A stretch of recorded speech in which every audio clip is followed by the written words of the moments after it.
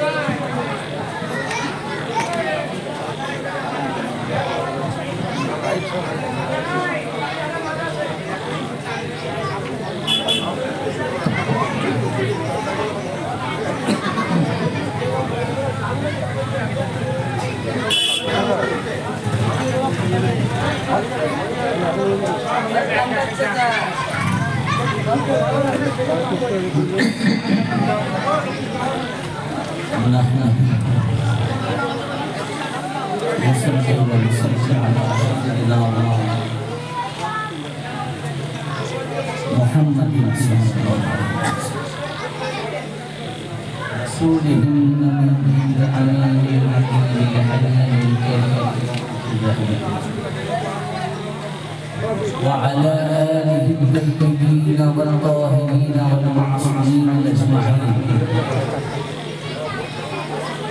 خصوصا على سيدنا الغوث الأعظم على جده نبينا عليه الصلاة والسلام. فقد قال الله تبارك وتعالى في القرآن المجيد والفرقان الحميد: أعوذ بالله من الشيطان الرجيم، بسم الله الرحمن الرحيم. واعتصموا بحبل الله جميعا ولا تفرقوا. صدق الله مولانا العظيم وصدق رسوله النبي الكريم. أعوذ بالله من الشيطان الرجيم، بسم الله الرحمن الرحيم. إن الله وملائكته يصلون على النبي يا أيها الذين آمنوا صلوا عليه وسلموا تسليما. اللهم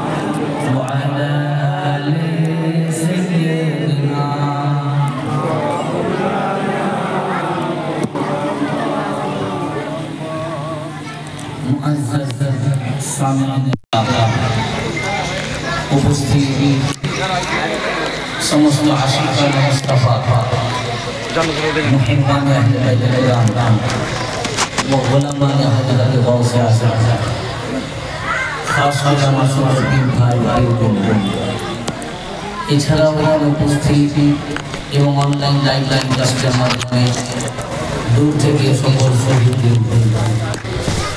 আপনাদের প্রত্যেককে জানাই আমার পক্ষ থেকে জিক্রে শাহাদাতে ইমাম হুসাইন আলাইহিস সালাম পাকের শাহাদাত পাকের সমবেদনা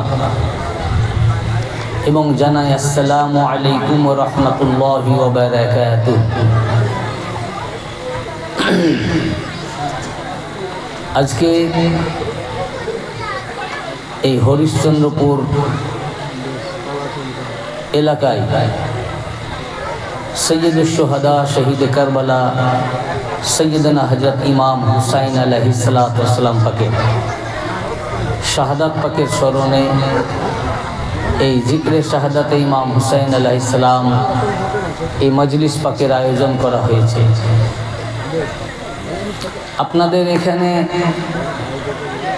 এই জিক্রে শাহাদাতের মজলিস কয়েক বছর থেকে হচ্ছে, গত বছরও হয়েছে, তবে ভিন্ন ভিন্ন জায়গায় হয়েছে। এই আশপাশে আরও কিছু গ্রাম আছে, সেই সমস্ত গ্রামে হয়েছে, কিন্তু অডিয়েন্স শ্রোতা একই। আমরা সৈয়দুশ শুহাদা শহীদ কারবালা সৈয়দনা হজরত ইমাম হুসাইন আলাইহিসসালাম পাকের শাহাদাত পাকের উপরে নওহাজারি করা, রোনাজারি করা, মার্শিয়া ও মাতম করার উপরে ইতিপূর্বে কয়েক বছর ধরে আপনাদের এখানে কোরআন ও হাদিসে নববী থেকে আমরা দলিল পেশ করেছি যে আল্লাহ রসুল সাল্লাল্লাহু আলাইহি ওয়াসাল্লাম ইমাম হুসাইন আলাইহিসসালাম পাকের শাহাদাত পাকের আগে ওনার শাহাদাতের খবর শুনে আল্লাহ রসুল ইমাম পাকের উপরে রোনাজারি করেছেন, নওহাজারি করেছেন, মার্শিয়া করেছেন, মাতাম করেছেন, ফেরেশতারা করেছেন, আল্লাহর প্রকৃতি করেছে। ইমাম পাকের শাহাদাত পাকের দিন আসমান থেকে আল্লাহ রক্ত বর্ষণ করে প্রকৃতির মাধ্যমে আল্লাহ পাক শোক পালন করেছেন। এগুলো আমরা কোরআন হাদিস থেকে আপনাদের এখানেই গত বছরই সম্ভবত কোথায় হলো, ওটা মুনিয়াডিহি বা কোথাও আপনাদের আশপাশের গ্রামে গত বছর যেখানে হয়েছিল, পুরো পেজ ও পৃষ্ঠা সহ আমরা দলিল দিয়েছি। এছাড়া তো ইউটিউবে আমার অসংখ্য বক্তব্য এই মহরম শরীফের উপরে রয়েছে। এখন কথা হলো, আমরা এত দলিল পেশ করার পরেও এবং সহি হাদিস থেকে, সেহাসিত্তা কিতাব থেকে, মাদ্রাসার পাঠ্যপুস্তক থেকে, যেগুলো মাদ্রাসার সিলেবাসের অন্তর্ভুক্ত, মাদ্রাসার পাঠ্যপুস্তক, এই সমস্ত কিতাবের হাওয়ালা দিয়ে আমরা প্রমাণ করেছি। এবং আমরা যখন বক্তব্য দিই প্রত্যেক জায়গায় আমরা বলি, আমার ইউটিউব চ্যানেল খুললেই আপনারা দেখতে পাবেন, এবং আপনারা যারা ওয়াজ আমার শোনেন আপনারা এটা অবগত আছেন, প্রত্যেকটা জায়গাতে আমি ওয়াজ শুরু করার আগে স্টেজে উঠে বলে দিই যে আমি প্রত্যেকটা আপনাদের সামনে কোন হাদিস, কত খণ্ড, কত পৃষ্ঠা, কোরআন শরীফের হলে কোন সূরা, কোন আয়াত আমি উদ্ধৃত করব। আপনারা নোট ডাউন করতে পারেন, রেকর্ড করতে পারেন। আমাদের তো রেকর্ড হচ্ছেই, এটা লাইভ টেলিকাস্টও হচ্ছে, ইউটিউবেও যাচ্ছে, আপনারাও পার্সোনালি করতে পারেন। এবং এটাও আমরা বলি, যদি আপনাদের মজলিসে আমি কোনো কথা দলিল ছাড়া বলি, কোরআন ও হাদিসের ডকুমেন্ট ছাড়া যদি কোনো কথা বলি, তাহলে আপনারাও আমার ওই কথা মানবেন না। এটা আমি সব জায়গায় বলি, এখানেও বলছি। আমরা যদি কোনো কথা কোরআন ও হাদিসের বাইরে অর্থাৎ দলিল ছাড়া কোনো কথা বলি, তাহলে আমাদের আমি বললেও আমার কথা মানবেন না, কারণ আমি দলিল নই, কোনো আলেম দলিল নয়। দলিল কোরআন ও হাদিসে নববী। অতএব আমি এখন আল্লামাতুদ দাহার চলে আসলাম, এখন আমি বলেছি আপনাকে মানতে হবে, আর আমার কথা আপনি না মানলে আপনার প্রতি আমি ক্রোধান্বিত, এটার নাম ইসলাম নয়। ইখতিলাফও থাকতে পারে, মতভেদও থাকতে পারে, আলেমেও ইখতিলাফ থাকতে পারে। আপনার সোচ থেকে আপনি করছেন, আমার সোচ থেকে আমি করছি, কিন্তু একজন আরেকজনের উপরে কাদা ছিটাছিটি আমরা করতে পারি না। আর কোনো আলেম দলিল ব্যতীত কোনো কথাও বলতে পারে না।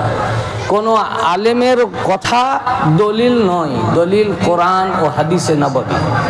এই জন্য আমি বলি, যদি আমিও কোনো কথা দলিল ছাড়া কোনো বলি, দলিল পেশ না করি, ওই কথা আপনারাও মানবেন না। এটা আমার ওপেন, এটা আমি প্রকাশ্যভাবে এটা বলে দিই। শুধু তাই নয়, আমি দলিল না দিলে মানবেন না তো বটেই, বরং আপনারা প্রত্যেককে আমার এই পাওয়ার দেওয়া থাকছে যে আপনারা দাঁড়িয়ে আমাকে বলবেন যে আপনি এই কথাটি বলেছেন, এর দলিল কই, দলিল পেশ করুন। দলিল না দিয়ে যেন আমি এই স্টেজ থেকে নামতে না পারি। বুঝতে পেরেছেন না? তা আমরা এত দলিল, এত ডকুমেন্ট, এত পেশ করার পরেও দেখুন আমরা যে দলিল দিচ্ছি তাহলে কি এই হাদিসগুলো আমরাই পড়েছি, তারা কি পড়েনি? এই বিষয় নিয়ে আমি গতকালকে বর্ধমান জেলার কি গ্রামটা খেতিয়া বক্তব্য, এটা দেখে নেবেন, ইউটিউবে আছে, আমি গতকালকেই বলেছি। এটা তো আমাদের ঘর থেকে বা আমার ছাপাখানা থেকে এই হাদিস নয়, এই হাদিস প্রত্যেকটা মাদ্রাসার আলমারিতে রাখা আছে। যদি আলেম হন, মৌলানা হন, মুফতি হন, তো তার বাড়ির আলমারিতে ভরা আছে। তা আমরা যে দলিলগুলো দিই এটা তো আমার পার্সোনাল বুকস না। বেরেলভি হন, দেওবন্দি হন, ওয়াহাবি হন, লামাজাবি হন, জামাত ইসলামী হন, তাবলিগ জামাত হন, প্রত্যেক মাযহাবের বা প্রত্যেক গ্রুপ, প্রত্যেক ফিরকার আলেমরা এই সমস্ত বই না পড়লে আলেমই হবেন না তারা।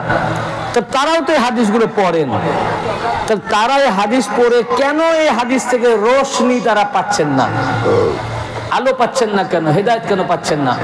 এই কেন হেদায়েত পাচ্ছেন না এর উপরে আমি গতকালকে বলেছি, ওটা আমি আর এখানে বলতে চাচ্ছি না, পুরো কোরআন হাদিস থেকে। এখন কথা হচ্ছে তারাও পড়ছেন, কিন্তু পড়ার পরেও এত মত, এত পথ, এত দলাদলি, এত ফিরকা, কেউ বলছে এটা জায়েজ, কেউ বলছে না ওটা জায়েজ, কেউ বলছে এটা জায়েজ না, এটা হারাম, এটা শিরক, এটা বেদাত।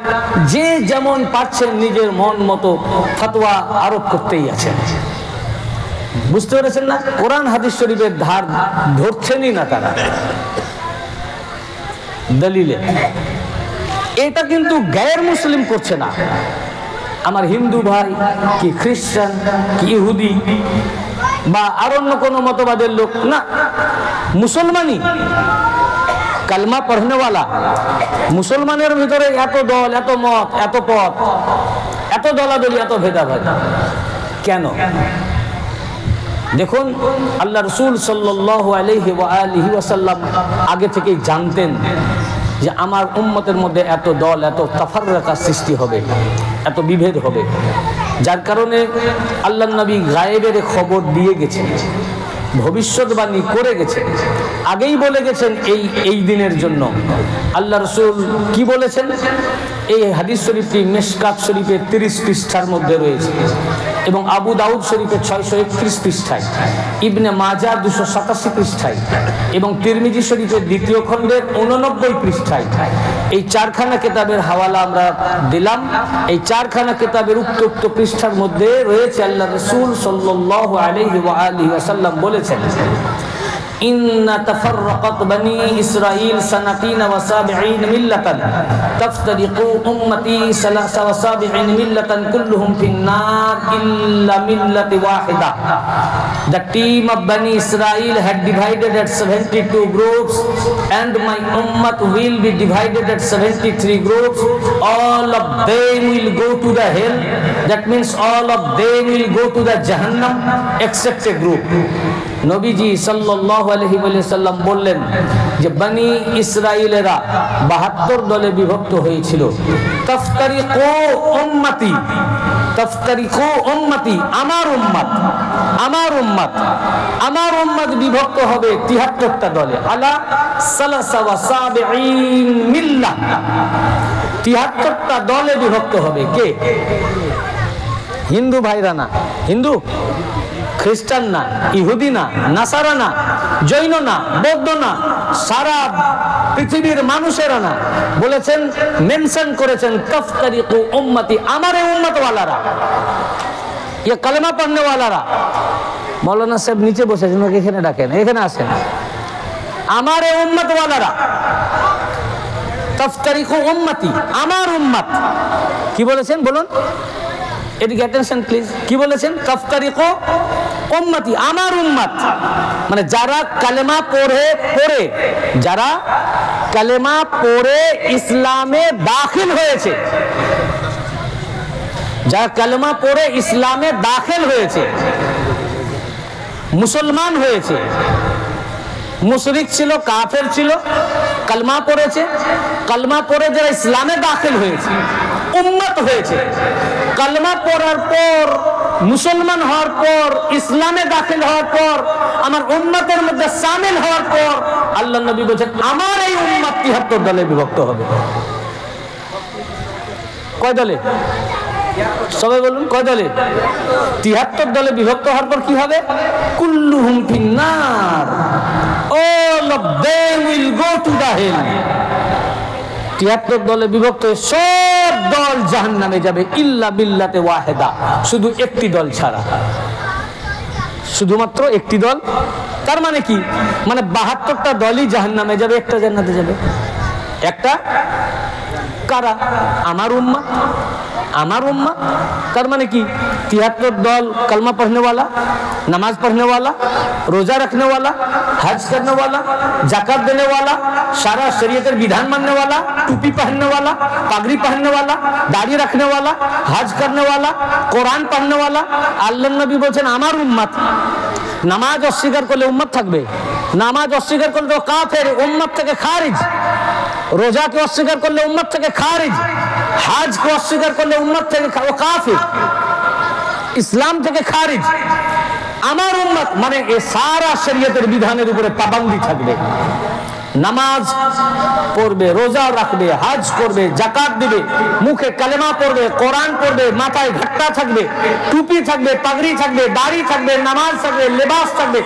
সব থাকার পরে আল্লাহ রাসূল বলেন কালেমা পড়ে, নামাজ কালেমা মুখে জারি করে, নামাজ পড়ে, রোজা রেখে, হজ করে, যাকাত দিয়ে 72টা জাহান্নামে যাবে।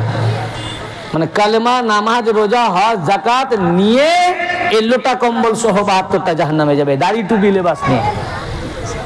আর একটি দল, তারাও কালেমা, তাদেরও টুপি, তাদেরও নামাজ, তাদেরও দাড়ি, তাদেরও লেবাস, এসব নিয়ে একটা দল, খুব মিনিমাম পার্সেন্ট জান্নাতে যাচ্ছে, মেজরিটি, অধিকাংশ 72:1 অনুপাতে 70। এই আপনার আমার এর ভিতরেই একই টুপি, একই কেবলা, একই কাবা, একই ধর্ম, তার নাম ইসলাম, একই ধর্মগ্রন্থ যার নাম কোরআন, এক খোদাকে মাননে वाला, এক নবীর উম্মত, এক কোরআনকে নিজের ধর্মগ্রন্থ মাননে वाला, যাদের ধর্মগ্রন্থ কোরআন এক, যার খোদা আল্লাহ এক, যার নবী মুহাম্মদ মুস্তাফা সাল্লাল্লাহু আলাইহি ওয়াসাল্লামের উম্মত, যার কেবলা এক, যার কাবা এক, যার মদিনা এক, নামাজ এক, রোজা সব কিছুই করার পর আল্লাহ রাসূল কি বলছেন যে আমাদের ভিতর থেকেই 72টাই জাহান্নামে যাবে। তো জাহান্নাম বেশি যাচ্ছে না জান্নাত বেশি যাচ্ছে? বলুন কোনটা বেশি যাচ্ছে? তো মেজরিটি তো জাহান্নাম যাচ্ছে, তো মেজরিটি তো মুহররম পাকের বিরুদ্ধে হবে। আমাকে প্রশ্ন করতেছেন যে বেশিরভাগই লোক মুহররম পাককে মানে না কেন? কারণ বেশিরভাগই 72 দলের, তাই মেজরিটি তো মানে না নাকি? মুহররম পাক বেশিরভাগ লোক মুহররম শরীফ মানে না কমের ভাগ লোক মানে? বলুন, আপনারাই বলুন, আপনার এলাকাকে সারা পৃথিবী আপনি দেখেননি, আপনার এলাকাতেই বলেন, বেশিরভাগ লোক মুহররম পাক মানে না কম? সবাই বলুন কত কম? মানে যারা মানে না তাদের থেকে সামান্য কম না একদম বেশি কম? বেশি কম, একবারেই কম। মানে এই যে মুহররম মাননে वाला আর মুহররম অস্বীকার করনে वाला, এই দুটোর যদি অনুপাত করা হয় তো 72:1 অনুপাতেই হবে। ওই 72 ভাগ মেজরিটি, বেশিরভাগ 72টা দলই মুহররম পাক মানে না।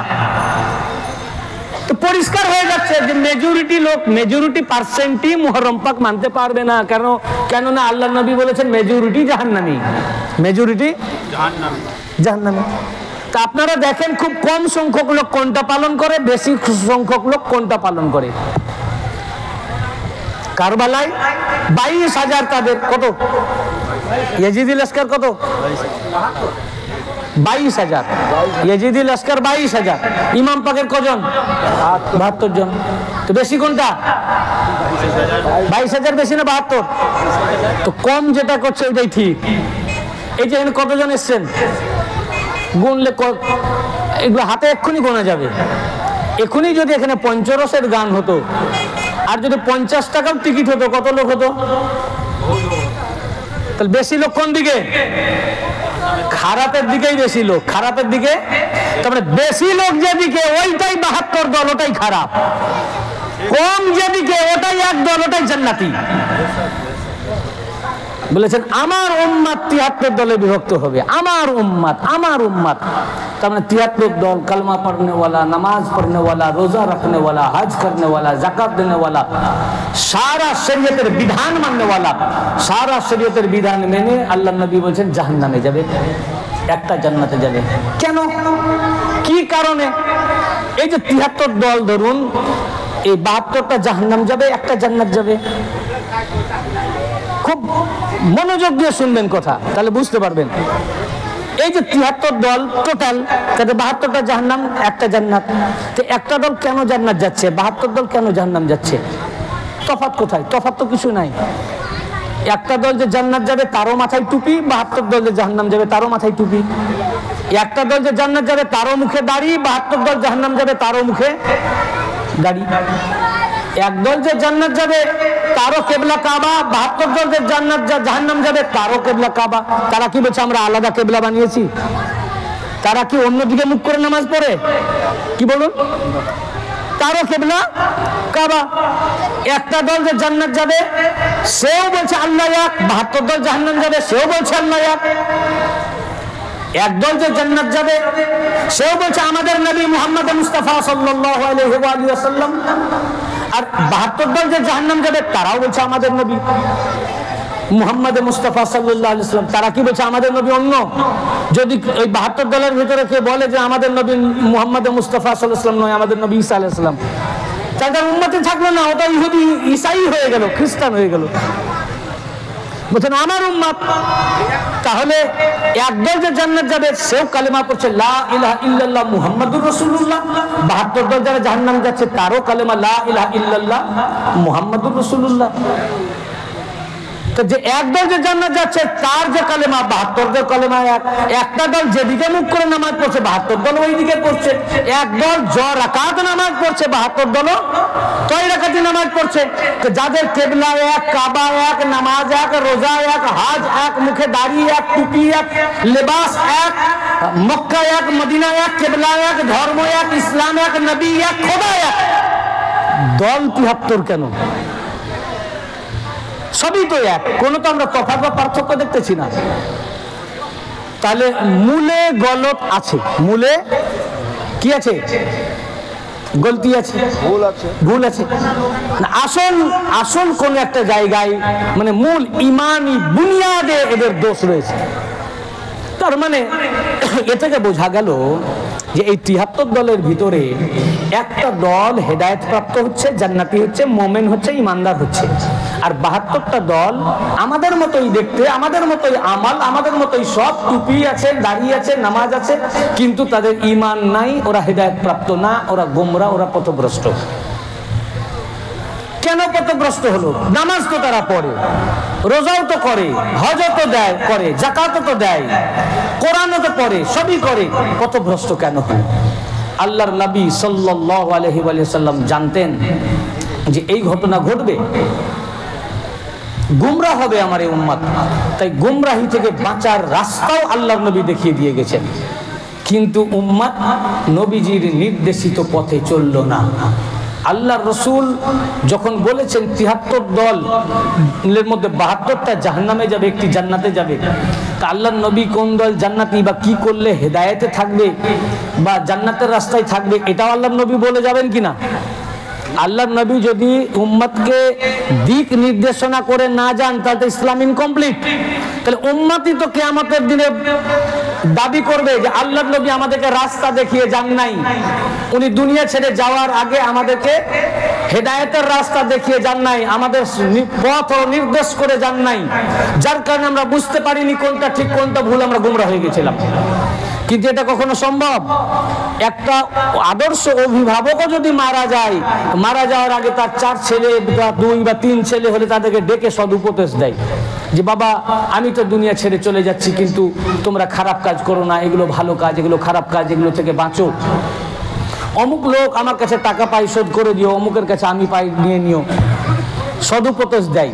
সমস্ত উম্মতের অভিভাবক, সমস্ত উম্মতের অভিভাবক তিনি দুনিয়া ছেড়ে যাওয়ার আগে আমাদের গাইডলাইন দিলেন না শেষ উপদেশ দিলেন না যে আপনি দুনিয়া ছেড়ে চলে যাচ্ছেন, যে যাওয়ার আগে আমরা কোন রাস্তায় চলবো, কোন পথে চলবো, কিভাবে চললে আমরা গুমরাহি থেকে বাঁচবো, খারাপ থেকে বাঁচবো, সিরাতে মুস্তাকিমে চলতে পারবো, হেদায়েতের উপরে থাকবো।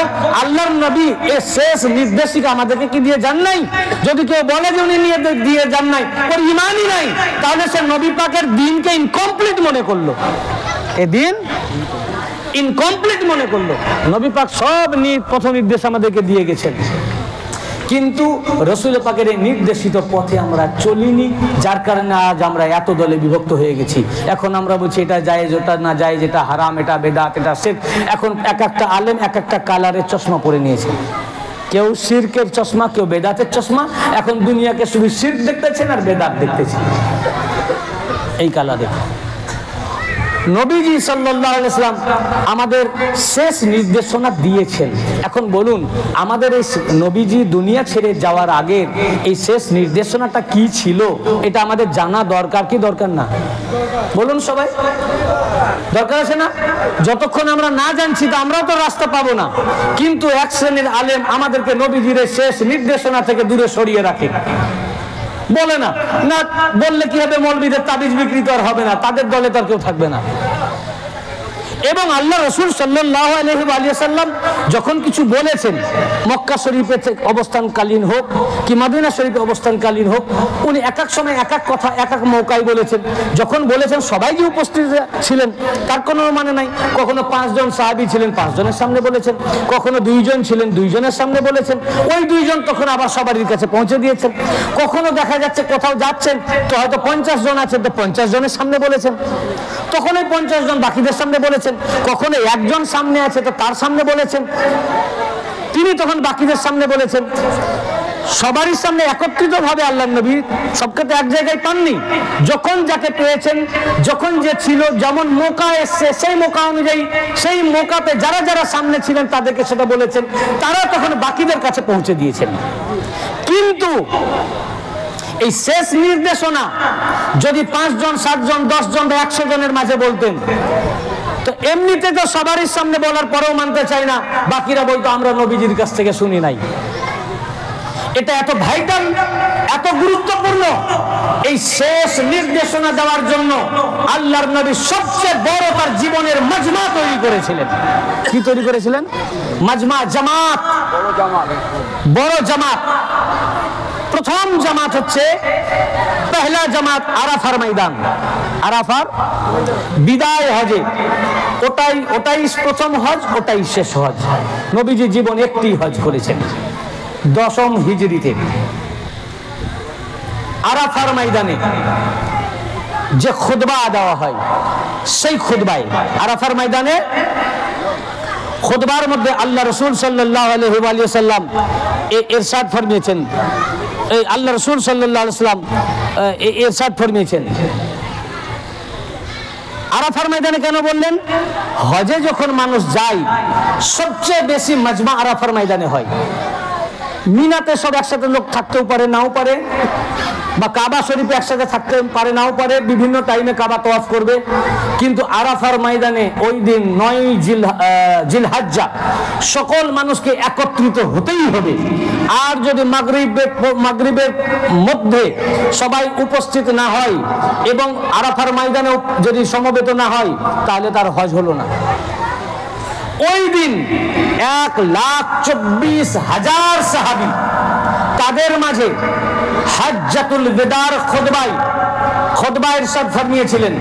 সেই খুতবায় উনি শেষ এই নির্দেশনা দিয়েছিলেন।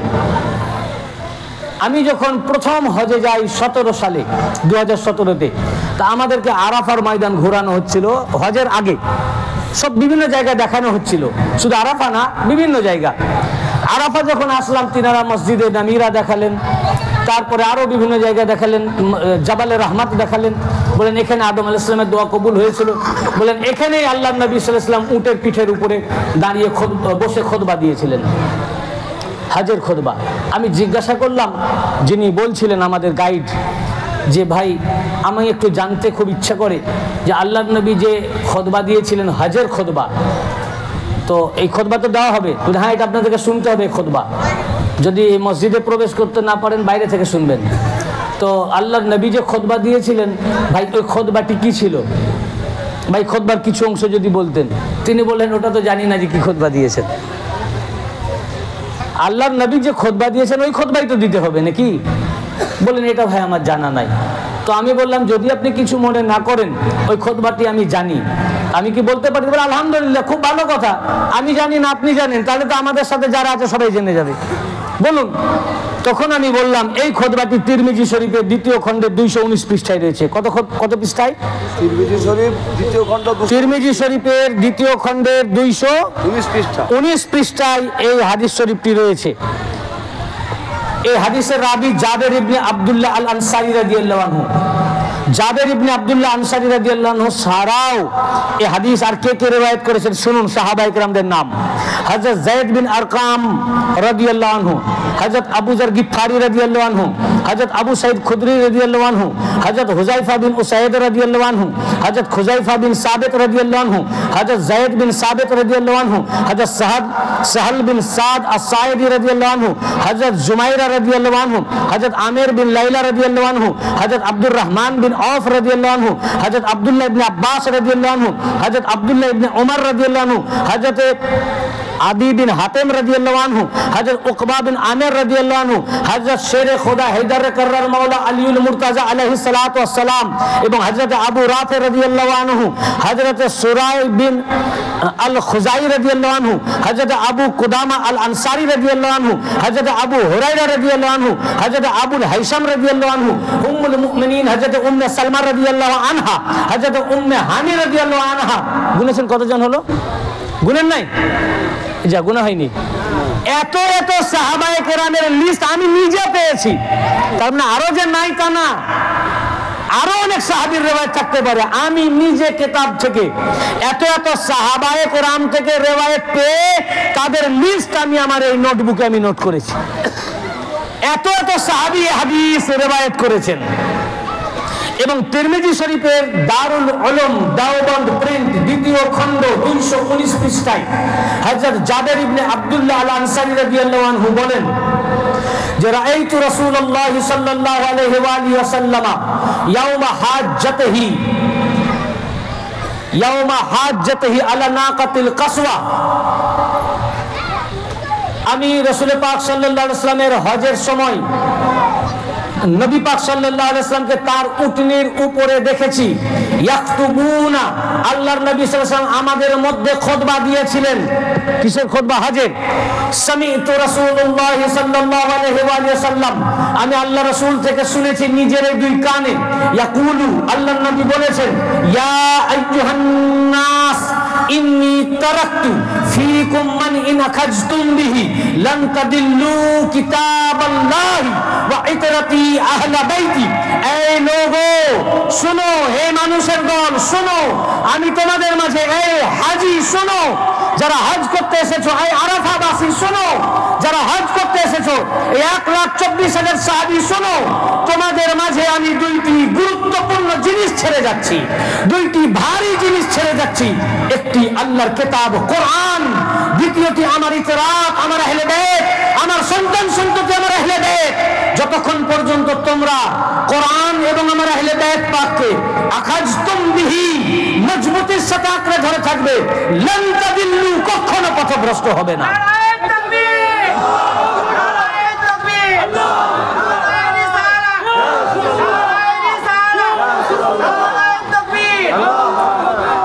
রাসূল পাক সাল্লাল্লাহু আলাইহি ওয়া সাল্লাম দুনিয়া ছেড়ে যাওয়ার 3 মাস আগে, এটা জিলহজ মাস, তারপরে মুহররম, তারপরে মুহররমের পরে কি সফর, জিলহজ, তারপর মুহররম, সফর, রবিউল আওয়াল।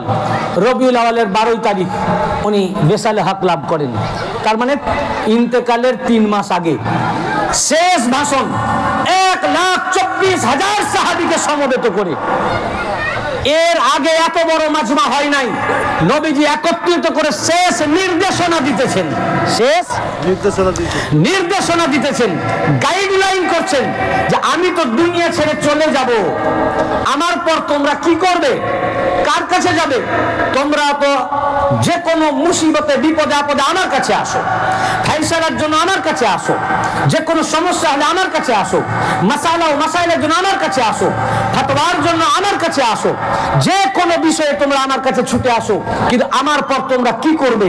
আমার পরে যাতে তোমরা গুমরাহ না হয়ে যাও, পথভ্রষ্ট না হয়ে যাও, ৭৩ দলে বিভক্ত না হয়ে যাও, তাই আমি তোমাদের মাঝে তোমাদের ঈমানকে বাঁচাবার জন্য, হেদায়েতের রাস্তায় চলাবার জন্য, আমার এই উম্মতকে একটি দল হিসাবে রাখার জন্য আমি তোমাদের মাঝে দুইটি গুরুত্বপূর্ণ জিনিস ছেড়ে গেলাম।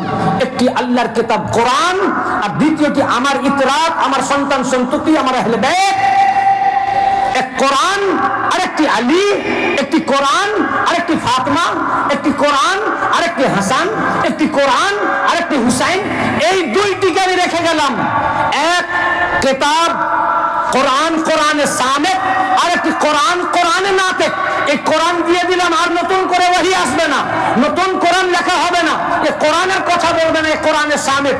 এর সাথে আরেকটি কোরআন রেখে গেলাম, বলনেওয়ালা কোরআন। এই কোরআন অনুযায়ী তোমাদের মীমাংসা করবেন, কোরআন অনুযায়ী তোমাদের ফতোয়া দিবেন, কোরআন অনুযায়ী তোমাদেরকে মাসালা মাসাইল বয়ান করবেন, এই কোরআন অনুযায়ী তোমাদের হেদায়েতের রাস্তায় চালাবেন। এই দুটো জিনিস তোমরা যদি আঁকড়ে ধরো, কাকে বলছেন? সাহাবীদেরকে। আপনি ছিলেন? বলুন। আমরা ছিলাম। নবীজির সাথে হজে কারা? তারা হিন্দু, খ্রিস্টান, ইহুদি, নাসারা। তারা কি? মুসলমান। তারা কে? নবীজির সামনে মুসলমান, তাকে কি বলে? বলুন, তাকে কি বলে? সাহাবায়ে কেরাম, সাহাবী। সাহাবীদেরকে নবীজি বলছেন হে আমার আসহাব, এবং সাহাবীদেরকে নাস, মানুষ বলে সম্বোধন করছেন যে আমি হে আমার সাহাবী তোমাদের মাঝে দুটি জিনিস রেখে যাচ্ছি, কোরআন আর আহলে বাইত, যাতে তোমরা পথভ্রষ্ট না হও, যাতে তোমরা পথভ্রষ্ট লান তাদিল্লু। তোমাদের মাঝে দুটো জিনিস রেখে গেলাম, সাহাবায়ে কেরামের মাঝে দুটো জিনিস রেখে গেলাম। ১,২৪,০০০ সাহাবীর মাঝে খুতবা দিতেছেন, হজের খুতবা। হে আমার সাহাবী, আর তো তোমাদের সাথে আমি মিলিত হব না, শুনে রাখো তোমাদের মাঝে দুটি জিনিস রেখে যাচ্ছি, ছেড়ে যাচ্ছি। এক কোরআন, আরেকটা আমার আহলে বাইত। এই দুটোকে তোমরা মজবুতির সাথে ধরো। কাকে ধরতে বলছেন? আখাজতুম বিহি, আখাজতুম বিহি, তোমরা আঁকড়ে ধরো। তোমরা কাকে বলতেছেন? বলুন। যারা ওনার সামনে, কারা সামনে? সব সাহাবী। সবকে বলুন, সাহাবীদেরকে বলছেন তোমরা যদি আঁকড়ে ধরো, লান তাদিল্লু, কখনো পথভ্রষ্ট হবে না। লানে তাবিদ, তার মানে কি? মানে তোমাদেরও পথভ্রষ্ট হওয়ার আশঙ্কা রয়েছে।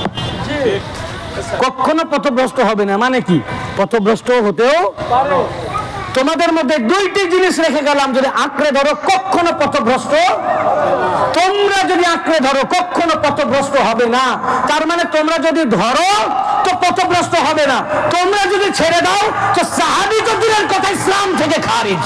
নারায়ে তাকবীর, নারায়ে রিসালাত, আহলে বাইত পাক্কা দামান, पंजतन पक्का दामन, नारे तकबीर। ये वलीउल्लाह का बात नहीं, ये ऐलान मुस्तफा है, ये ऐलान मुस्तफा है, खुतबाए मोहम्मद मुस्तफा है सल्लल्लाहु अलैहि वसल्लम। নবীজি বলেছেন। ভাই, নবীজির হাদিসও কি বলা যাবে না? কিন্তু আল্লাহর রাসূল খুল্লা বলেছেন। ভাই, এ থেকে সাবেক যারা যারা নবীজির পর কোরআন ও আহলে বাইতকে আঁকড়ে ধরেছেন, তারা সাহাবিয়ে রাসূল, তারা রাদিয়াল্লাহু আনহুম, তারা আমাদের মাথার তাজ। আর যারা রাসূল পাকের পর আহলে বাইতকে ছেড়ে দিয়েছে, আল্লাহর নবী নিজে বলছেন তোমরা পথভ্রষ্ট।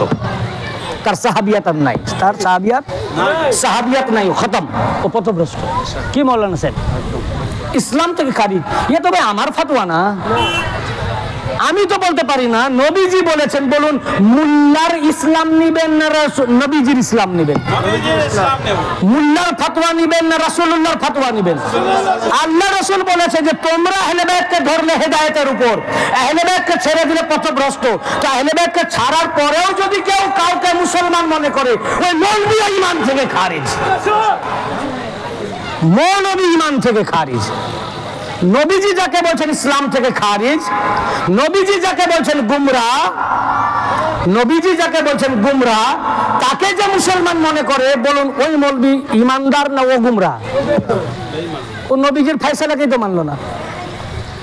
বললেন দুইটি জিনিস রেখে গেলাম, দুইটি জিনিস রেখে গেলাম, কোরআন আর আমার আহলে বাইত। নবীজি দুনিয়া ছেড়ে যাওয়ার আগে 3 মাস আগে শেষ নির্দেশনা দিয়ে দিলেন যে আমার পর তোমরা যাবে কোথায়। এই হাদিস, একে বলে হাদিসে সাকালাইন। এই হাদিস শরীফটি আবার মুসলিম শরীফের মধ্যে এসেছে ভিন্ন আলফাজের সহিত। সহিহুল মুসলিম, মুসলিম শরীফ, দারুল উলুম দেওবন্দ প্রিন্ট, 278 পৃষ্ঠা। কত পৃষ্ঠা? 278 পৃষ্ঠা। প্রত্যেক মাদ্রাসায় ধরা আছে, খুলে দেখেন, না পেলে আমার কাছে নিয়ে আসেন। আল্লাহ রাসূল যায়েদ বিন আরকাম রাদিয়াল্লাহু আনহু হাদিসের রাবী, তিনি বলেছেন আল্লাহ রাসূল সাল্লাল্লাহু আলাইহি ওয়াসাল্লাম বললেন ইন্নী তারিকুন ফিকুমুস সাকালাইন। এই জন্য হাদিসকে হাদিসে সাকালাইন বলা হয়। আমি তোমাদের মধ্যে দুইটি গুরুত্বপূর্ণ জিনিস ছেড়ে যাচ্ছি, ভারী জিনিস। ইন্নী তারিকুন ফিকুমুস সাকালাইন, দুইটি গুরুত্বপূর্ণ জিনিস ছেড়ে যাচ্ছি। দুইটির মধ্যে একটি কিতাব আল্লাহ ফীহিল হুদা ওয়ান নূর, একটি হচ্ছে আল্লাহর কিতাব কোরআন, যাতে হেদায়েত ও নূর রয়েছে। আরেকটি ওয়া ইদরাতে আহলে বাইত, দ্বিতীয়টা আমার আহলে বাইত। এরপর আল্লাহ রাসূল বলেছেন উযাক্কিরুকুমুল্লাহ ফি আহলি বাইতি, উযাক্কিরুকুমুল্লাহ ফি আহলি বাইতি, উযাক্কিরুকুমুল্লাহ ফি আহলি বাইতি। আমি তোমাদেরকে আমার আহলে বাইতের ব্যাপারে আল্লাহর স্মরণ করাইতেছি, আমি তোমাদেরকে আমার আহলে বাইতের ব্যাপারে আল্লাহর স্মরণ করাইতেছি, আমি তোমাদেরকে আমার আহলে বাইতের ব্যাপারে আল্লাহর স্মরণ করাইতেছি। কবার বললেন? 3 বার। কবার বলেছেন? দেখুন এই হাদিসে পাকের মধ্যে, এবং হাদিসে সহিহ, মুসলিম শরীফের तमाम হাদিসে সহিহ। এবং ইমাম তিরমিজি হাদিসটি বর্ণনা করেছেন হাজা হাদিসুন হাসানুন সহিহুন। এই হাদিসের দরজা, এই হাদিসের র্যাঙ্ক হাসান এবং সহিহ। তো আল্লাহ রাসূল এই দুটি জিনিসের কথা বলার সময় কোরআন পাকের কথা বললেন একবার, কোরআনের কথা কবার বললেন? একবার। আর আহলে বাইতের কথা কবার বললেন? 3 বার। কেন? এই জন্য নবীজি জানেন কিয়ামত তক যারাই আমার কালেমা পড়েছে প্রত্যেকেই কেউ কোরআনকে ইনকার করবে না। বেরেলভি কোরআন মানে, দেওবন্দি কোরআন মানে, আহলে হাদিস কোরআন মানে, লামজাবি কোরআন মানে, জামাত ইসলামী কোরআন মানে, তাবলীগ জামাত কোরআন মানে, শিয়া কোরআন মানে, সুন্নি কোরআন মানে। কেউ বলে আমি কোরআন মানি না। কেউ যদি বলে আমি কোরআন মানি না, তো উম্মতই থাকবে না। ও 72-73 দলে নয়, তাহলে বুঝেছেন না? সব দলই কোরআন মানে। আল্লাহর নবী জানেন কোন দল কোরআনকে ইনকার করবে না, কোরআনকে মানবে, কিন্তু কোরআন সাহেবে কোরআন, আমার আহলে বাইত, আমার জিগারের টুকরা, ইনাদেরকে মানতে চাইবে না। এই জন্য আহলে বাইত পাকের প্রতি তাকিদ করতে, গুরুত্ব দিতে আল্লাহর রাসূল কোরআনের জন্য একবার, আহলে বাইতের জন্য 3 বার বলেছেন। ये सब सियासी हदीस, दर्शी किताब, মাদ্রাসা পাঠ্যপুস্তক। আপনি যেমন জেনারেল লাইনে হয়তো সায়েন্স নিয়ে পড়েছেন, সুখেন্দু মাইতির কেমিস্ট্রি পড়েছেন, চিত্তরঞ্জন দাশগুপ্তের লেখা ফিজিক্স পড়েছেন, ম্যাথমেটিক্স পড়েছেন কেসিনাগের, তেমনি আলেমরা এ বইগুলো মাদ্রাসায় পড়েছে। তাহলে মৌলভী সাহেব সব জানে, মৌলভী সাহেব, আর যদি জানে না তাহলে টুকলি করে পাস করেছে, চুরি করে পাস করা। এটা আমি পাঠ্যপুস্তকের বাইরে এখনো পর্যন্ত বলি নাই। দুইটি জিনিস রেখে গেলাম, শেষ নির্দেশনা নবীজি দিতেছেন যে তোমরা মানো, এনাদেরকে আঁকড়ে ধরো। নবীজি বলছেন এনাদের ধরো, আর যদি আঁকড়ে ধরো তো কোনোদিন পথভ্রষ্ট হবে না। আর কি করলো? উনার রেসাল পাকের 50 বছরের মধ্যে মাত্র 50 বছরের ভিতরেই নবীজির খানদানকে ধরে ধরে জবাই করলো। নবীজির রাস্তায় চললো, নির্দেশিত পথে চললো না। আজ এই কারণে ইসলাম এত দলে বিভক্ত। উনি বলেছেন আমার উম্মত, তোমরা যদি, আমি তোমাদের মধ্যে দুটো জিনিস রেখে গেলাম, এই দুটোকে যদি আঁকড়ে ধরো কখনো পথভ্রষ্ট হবে না। তাহলে বলুন, যদি আঁকড়ে ধরতো তাহলে কি 72 দল পথভ্রষ্ট হতো? বলেছেন লামে তাকিদ, লা বলেন নাই, লা মানেও না, মা মানেও না, না। আবার লান মানে না নয়, লান মানে নেভার, কখনো না। লান মানে নেভার, কখনো না। অর্থাৎ পথভ্রষ্ট হতেই পারে না। তো রসুলের পাকের কথা মিথ্যা হবে না কি, না সত্য হবে? তো রসুলের পাক পরিষ্কার বলে দিয়ে গেছেন যে তোমরা যদি কোরআন আর আহলে বাইতকে আঁকড়ে ধরো কখনো পথভ্রষ্ট হবে না। কিন্তু 72 দল পথভ্রষ্ট হয়েছে না হয়নি? বলুন, হয়েছে না হয়নি? সবাই বলুন। তাহলে কি প্রমাণিত হলো? উনি বলছেন যদি এই দুটোকে আঁকড়ে ধরো কখনো পথভ্রষ্ট হবে না, কখনো হবে না, কিন্তু অলরেডি 72টা হয়ে গেছে। তাহলে প্রমাণিত অর্থাৎ প্রুফ দ্যাট ওই 72 দল কোরআন ও আহলে বাইতের মধ্যে হয় দুটোকেই ধরেনি, নাহলে যে কোনো একটা ধরেনি। এবার বলুন এমন কোন উম্মত আছে কোরআন ধরেনি? সব কোরআন মানে, তারপরেও 72টা পথভ্রষ্ট, তাহলে নিশ্চয়ই আহলে বাইতকে ছেড়ে দিয়েছে, আহলে বাইতকে ধরেনি। আজ এই 73 দল আল্লাহর নবী বললেন এদেরকে ধরো, তাহলে পথভ্রষ্ট হবে না, 73 দল হবে না, এত দলাদলি হবে না, এত গুমরাহি হবে না। তোমরা যদি আঁকড়ে ধরো নবীজি যে নির্দেশ দুনিয়া ছেড়ে যাওয়ার আগে, ইন্তেকালের আগে, বেসালে হকের আগে যে গাইডলাইন দিলেন, যে পথ নির্দেশ দিলেন, যে রাস্তা দেখালেন, এই রাস্তার উপরে যদি উম্মত আমল করত, আহলে বাইতকে উনার বেসাল পাকের পরে পরে উনাকে যদি আঁকড়ে ধরতো, পৃথিবীতে কিয়ামত তক একটাই দল থাকতো, তার নাম মুসলমান।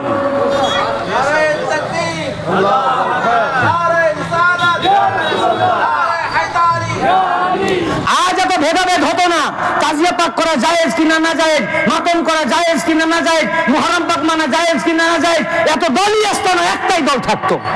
আজ 73টা দল হয়েছে শুধু আহলে বাইতকে না মানার কারণে।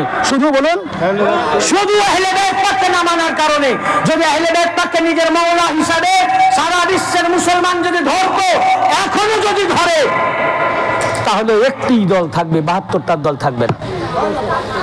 আজ ওই দলটাই জান্নাতি যারা আহলে বাইতকে আঁকড়ে ধরে আছে, যাদেরকে নবীজি ধরতে বললেন, যাদেরকে নবীজি ধরতে বললেন। তাহলে বোঝা যাচ্ছে নবীজি যেটা বললেন, যে রাস্তা দেখালেন, উম্মত ওই রাস্তায় চলে নি, ওই রাস্তায় উম্মত চলে। যদি ওই রাস্তায় চলতো, আজ ওই মুহররম পাককে যদি মেনে থাকতো, আজ মুহররম পাকের ধরা তো দূরের কথা, উনাদের জন্য যদি কেউ মুসিবতের কথা শুনে কেউ কাঁদছে, বলে বেদাত, এ হারাম, বলে এটা জায়েজ নাই, তো ধরা তো দূরের কথা, উনাদের বিরোধিতা করছে। বলে কেন? বলে 3 দিনের বেশি কান্না করা যাবে না, 3 দিনের বেশি কান্না করা শরীয়তে জায়েজ নাই। আপনি মৌলভী সাহেবকে জিজ্ঞেস করেন, ওই মৌলভী সাহেবই আবার যখন কারো স্বামী মারা যায়, তার বিবি যদি বাড়ির বাইরে আসে, তাকে ফতোয়া দেয়, খবরদার তুমি বাড়ির বাইরে বেরোবে না, 4 মাস 10 দিন তোমার ঘরের বাইরে বেরোনো যাবে না। মৌলভী সাহেব বলে কি বলে না? কদিন বেরোনো যাবে না, বার হওয়া যাবে না? 4 মাস 10 দিন ঘরের বাইরে। সব মৌলভী, বেরেলি, দেওবন্দি, ওয়াহাবি সব একই ফতোয়া, যে 4 মাস 10 দিন বার হওয়া যাবে না। বলে কেন মৌলভী সাহেব? বলে 4 মাস 10 দিন তোমাকে শোক পালন করতে হবে, কারণ তুমি হচ্ছে স্বামীর সবচেয়ে নিকটের, এর জন্য তোমাকে 4 মাস 10 দিন শোক পালনের জন্য ঘরের ভিতরে থাকতে হবে, ঘরের বাইরে বার হওয়া যাবে না, 4 মাস 10 দিন শোক পালন করতে হবে। এখন যদি প্রশ্ন করেন মৌলভী সাহেব 3 দিন শোক কোথায় গেল? 3 দিনের বেশি যে শোক পালন করা যাবে না, মৌলভী সাহেব বলবে এটা এক্সেপশনাল কেস। কেন এক্সেপশনাল কেস? যেটা স্বামী স্ত্রীর ব্যাপার, স্বামী স্ত্রীর যে মুহাব্বত, এই মুহাব্বত আর অন্য কোনো জায়গায় আসতে পারে না। তো মোল্লা, যদি স্বামী স্ত্রীর কেসটা এক্সেপশনাল কেস হয়, যে নবী ও নবীর আহলে বাইতের জন্য আল্লাহ রাসূল বলেছেন, যতক্ষণ পর্যন্ত তুমি তোমার বিবি, ছেলে, স্বামী, স্ত্রী, পুত্র, বাপ, সমগ্র মানব জাতি অপেক্ষা আমাকে মুহাব্বত না করবে, তোমার কলবে ঈমানই দাখিল হবে না। তো 3 দিনের বেশি শোক করা যাবে না, এ থিওরি বাদ হয়ে গেল। কি? স্বামী স্ত্রীর জন্য ওটা এক্সেপশনাল কেস, ওটা আলাদা ব্যাপার। তো ওটা যেমন এক্সেপশনাল কেস, ইমাম হুসাইন আলাইহিস সালাম মোল্লা তোমার মতো উনি নন, আল হাসান ওয়াল হুসাইন সাইয়্যিদা শাবাবে আহলিল জান্নাহ। তিরমিজি শরীফের 2য় খণ্ডে 218 পৃষ্ঠা, তিরমিজি শরীফ 2য় খণ্ড 218 পৃষ্ঠা, আল্লাহ রাসূল বলেছেন হাসান আর হুসাইন জান্নাতের যুবদলের সর্দার, জান্নাতের নেতা, জান্নাতের মালিক ও মুখতার ও মাওলা। আল্লাহ রাসূল বলেছেন আমি এই দুজনকে খুব মুহাব্বত করি, আল্লাহুম্মা ইন্নী উহিব্বুহুমা ফাহিব্বুহুমা ওয়া আহিব্বা মান ইউহিব্বুহুমা। তিরমিজি শরীফ 2য় খণ্ড, দেওবন্দ প্রিন্ট, 219 পৃষ্ঠা। কত পৃষ্ঠা? 19 পৃষ্ঠা। হে আল্লাহ, আমি এই দুজনকে, হাসান হুসেনকে খুব মুহাব্বত করি, অতএব হে আল্লাহ তুমি এদেরকে মুহাব্বত করো। শুধু এদেরকে না, এদেরকে এত মুহাব্বত করো যে এদেরকে যারা যারা মুহাব্বত করে তুমি তাদেরকেও মুহাব্বত করো। নারে তাকবীর, সাইয়্যিদুস শুহাদা ইমাম হাসান, সাইয়্যিদুস শুহাদা ইমাম হুসাইন, নারে তাকবীর। হ্যাঁ, 3 দিনের বেশি শোক করা যাবে না, এটা আম, এটা সাধারণভাবে মাসালা। কিন্তু স্বামী স্ত্রীর ব্যাপারটা আলাদা, ওই জন্য এক্সেপশনাল কেস। তেমনি আহলে বাইতের ব্যাপার, নবীর ব্যাপার, রাসূল পাকের আহলে বাইতের ব্যাপারটা এক্সেপশনাল কেস। উনাদের জন্য 3 দিনও নয়, 4 মাস 10 দিনও নয়, উনাদের জন্য শোক কিয়ামতটা, কিয়ামত তকেও নয়, কিয়ামতের দিনেও নয়, জান্নাতেও ইমাম পাকের মার্শিয়া মাতম শোক চলবে। এটা হচ্ছে এক্সেপশনাল কেস। এটা কি? কারণ আহলে বাইত তোমার মতো নয়। তাহলে দেওবন্দের সাথে তোমার তফাৎ কোথায়? ওয়াহাবিরা বলে নবীজি আমাদের মতো মানুষ, নবীজি তো তোমরাও বলছো আমাদের মতো মানুষ, মানে আমাদের জন্য যে বিধান, তুমি ওই বিধানটা উনাদের জন্য প্রয়োগ করতেছো। তার মানে কি উনাকে তো আমাদের মতো মনে করতেছো, কি তাই না? আহলে বাইত ইমাম পাক ইনারা আমাদের মতো নন, ইনারা আলাদা। যার কারণে মানুষ শোক করে কখন? মারা যাওয়ার পর। শোক পালন কখন করে? কোন হিস্ট্রিতে দেখেছেন যে আপনার দাদু মারা যাবে কি মা মারা যাবে? মারা তো একদিন যাবেই। বা আপনি আগে মারা যেতে পারেন, আপনার ছেলে পরে মারা যাবে, কিন্তু মারা তো একদিন যাবে। তো কেউ তার ছেলে মারা যাবে এই কথা স্মরণ করে এখন থেকে কাঁদে? আপনার 5 বছরের ছেলে আছে, তাকে নিয়ে আপনি আনন্দ ফুর্তিতে আছেন, স্কুলে পাঠাচ্ছেন, খাবার দিচ্ছেন, আনন্দ করছেন, একবারও চিন্তা করেছেন যে এই ছেলেটা আমার মারা যাবে, একদিন তো মরবে? এই কথা চিন্তা করে কি কোনো বাপ কাঁদে যে আমার ছেলে তো একদিন মারা যাবে? কাঁদি না। হিস্ট্রিতে আজ পর্যন্ত এ ওয়াকিয়া নাই যে আমার ছেলে মারা যাবে বা আমার বাবা অসুস্থ মারা যাবে তার জন্য আগে থেকে কাঁদে। মারা যায় সেদিন কাঁদে, তারপর কাঁদে। কিন্তু এটাও এক্সেপশনাল কেস যা পৃথিবীতে আজ পর্যন্ত ঘটেনি। ইমাম হুসাইন আলাইহিস সালাম যেদিন জন্মগ্রহণ করলেন, নবীজির কোলে ওনাকে দেওয়া হলো। কোথায়? মিশকাত শরীফ, মিশকাতুল মাসাবি। হর মাদ্রাসায় এই কিতাব দার্স দেওয়া হয়, 565 পৃষ্ঠা। এবং মিশকাত শরীফ ছাড়াও আল্লামা হাকিম হাদিস রওয়ায়াত করেছেন এবং এর ইসনাদ বর্ণনা করেছেন, হাজা হাদিসুন সহিহুন আলা শর্ত শাইখাইন। এই হাদিস ইমাম বুখারী ও ইমাম মুসলিমের সাথে সহিহ। উম্মুল ফজল বিনতে হারিস রাদিয়াল্লাহু আনহু হাদিসের রাবী, তিনি বলেন ইমাম হুসাইন আলাইহিস সালাম যেদিন জন্মগ্রহণ করলেন, ওনাকে যখন নবীজির কোলে দেওয়া হলো, আমি একটু এদিক ওদিক হয়ে গেছিলাম। যখন ওনার দিকে তাকালাম, দেখছি চোখ থেকে আঁসু ঝরতেছে, চোখ থেকে। আমি জিজ্ঞাসা করলাম, ইয়া রাসূলুল্লাহ, আপনি কাঁদছেন কেন? মা লাকা ইয়া নবিয়াল্লাহ বিআবি আনতা ওয়া উম্মি, আপনার উপর আমার বাবা মা কুরবান, আপনি কেন ক্রন্দন করতেছেন? বললেন, আতানি জিবরাইল আলাইহিস সালাম ফাআখবারানি ইন্না উম্মতি সাতাকতুলু ইবনি হাযা। এইমাত্র জিবরাইল আলাইহিস সালাম এসেছিলেন, এসে আমাকে খবর দিয়ে গেলেন আমার বেটা ইমাম হুসাইন আলাইহিস সালামকে অতি সত্বর আমারই উম্মতের একটা দল, আমার উম্মত, ইহুদি নয়, হিন্দু নয়, খ্রিস্টান নয়, বলেন আমার কালেমা পড়নেওয়ালা, নামাজ পড়নেওয়ালা, রোজা রাখনেওয়ালা, হজ করনেওয়ালা আমারই উম্মতের একটি দল শহীদ করে দিবে। নবীজির কান্নার কারণ হচ্ছে তার উম্মত। কান্নার কারণ উম্মত কাঁদাচ্ছে। তো এক্সেপশনাল কেস, মানুষ ইন্তেকালের পর কাঁদে। কেউ কোনো বাবা তার ছেলের জন্য কোনোদিন তো মারা যাবে, তার জন্য আগে থেকে কেউ কাঁদে না। আজ পর্যন্ত হিস্ট্রিতে ঘটেনি। ইমাম হুসাইন আলাইহিস সালাম যেদিন জন্মগ্রহণ করলেন, ওনার ইন্তেকালের 56 বছর আগে থেকে নবীজি কেঁদেছেন। Exceptional case. 3 দিন তো দূরের কথা, 3 দিন তো দূরের কথা, শহীদ হননি, ইন ফিউচার ভবিষ্যতে শহীদ হবেন, এই কথা স্মরণ করে নবীজি কাঁদতেছেন।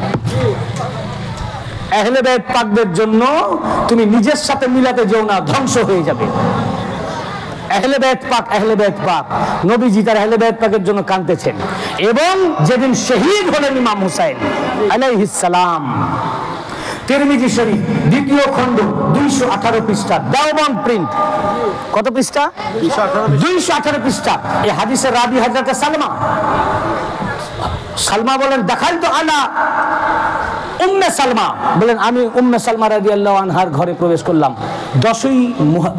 10ই মুহররম 61 হিজরিতে। দেখাল তো আলা উম্মে সালমা ওয়া হিয়া তাবকি। মৌলভী সাহেব কান্নার হাদিস খুঁজে পাচ্ছে না, অথচ 86টা হাদিস। উম্মে সালমা রাদিয়াল্লাহু আনহার ঘরে প্রবেশ করলাম, তো দেখছি উম্মুল মুমিনিন উম্মে সালমা রাদিয়াল্লাহু আনহা কাঁদতেছেন। ওয়া হুয়া তাবকি, তিনি কাঁদছেন, ক্রন্দন করছেন।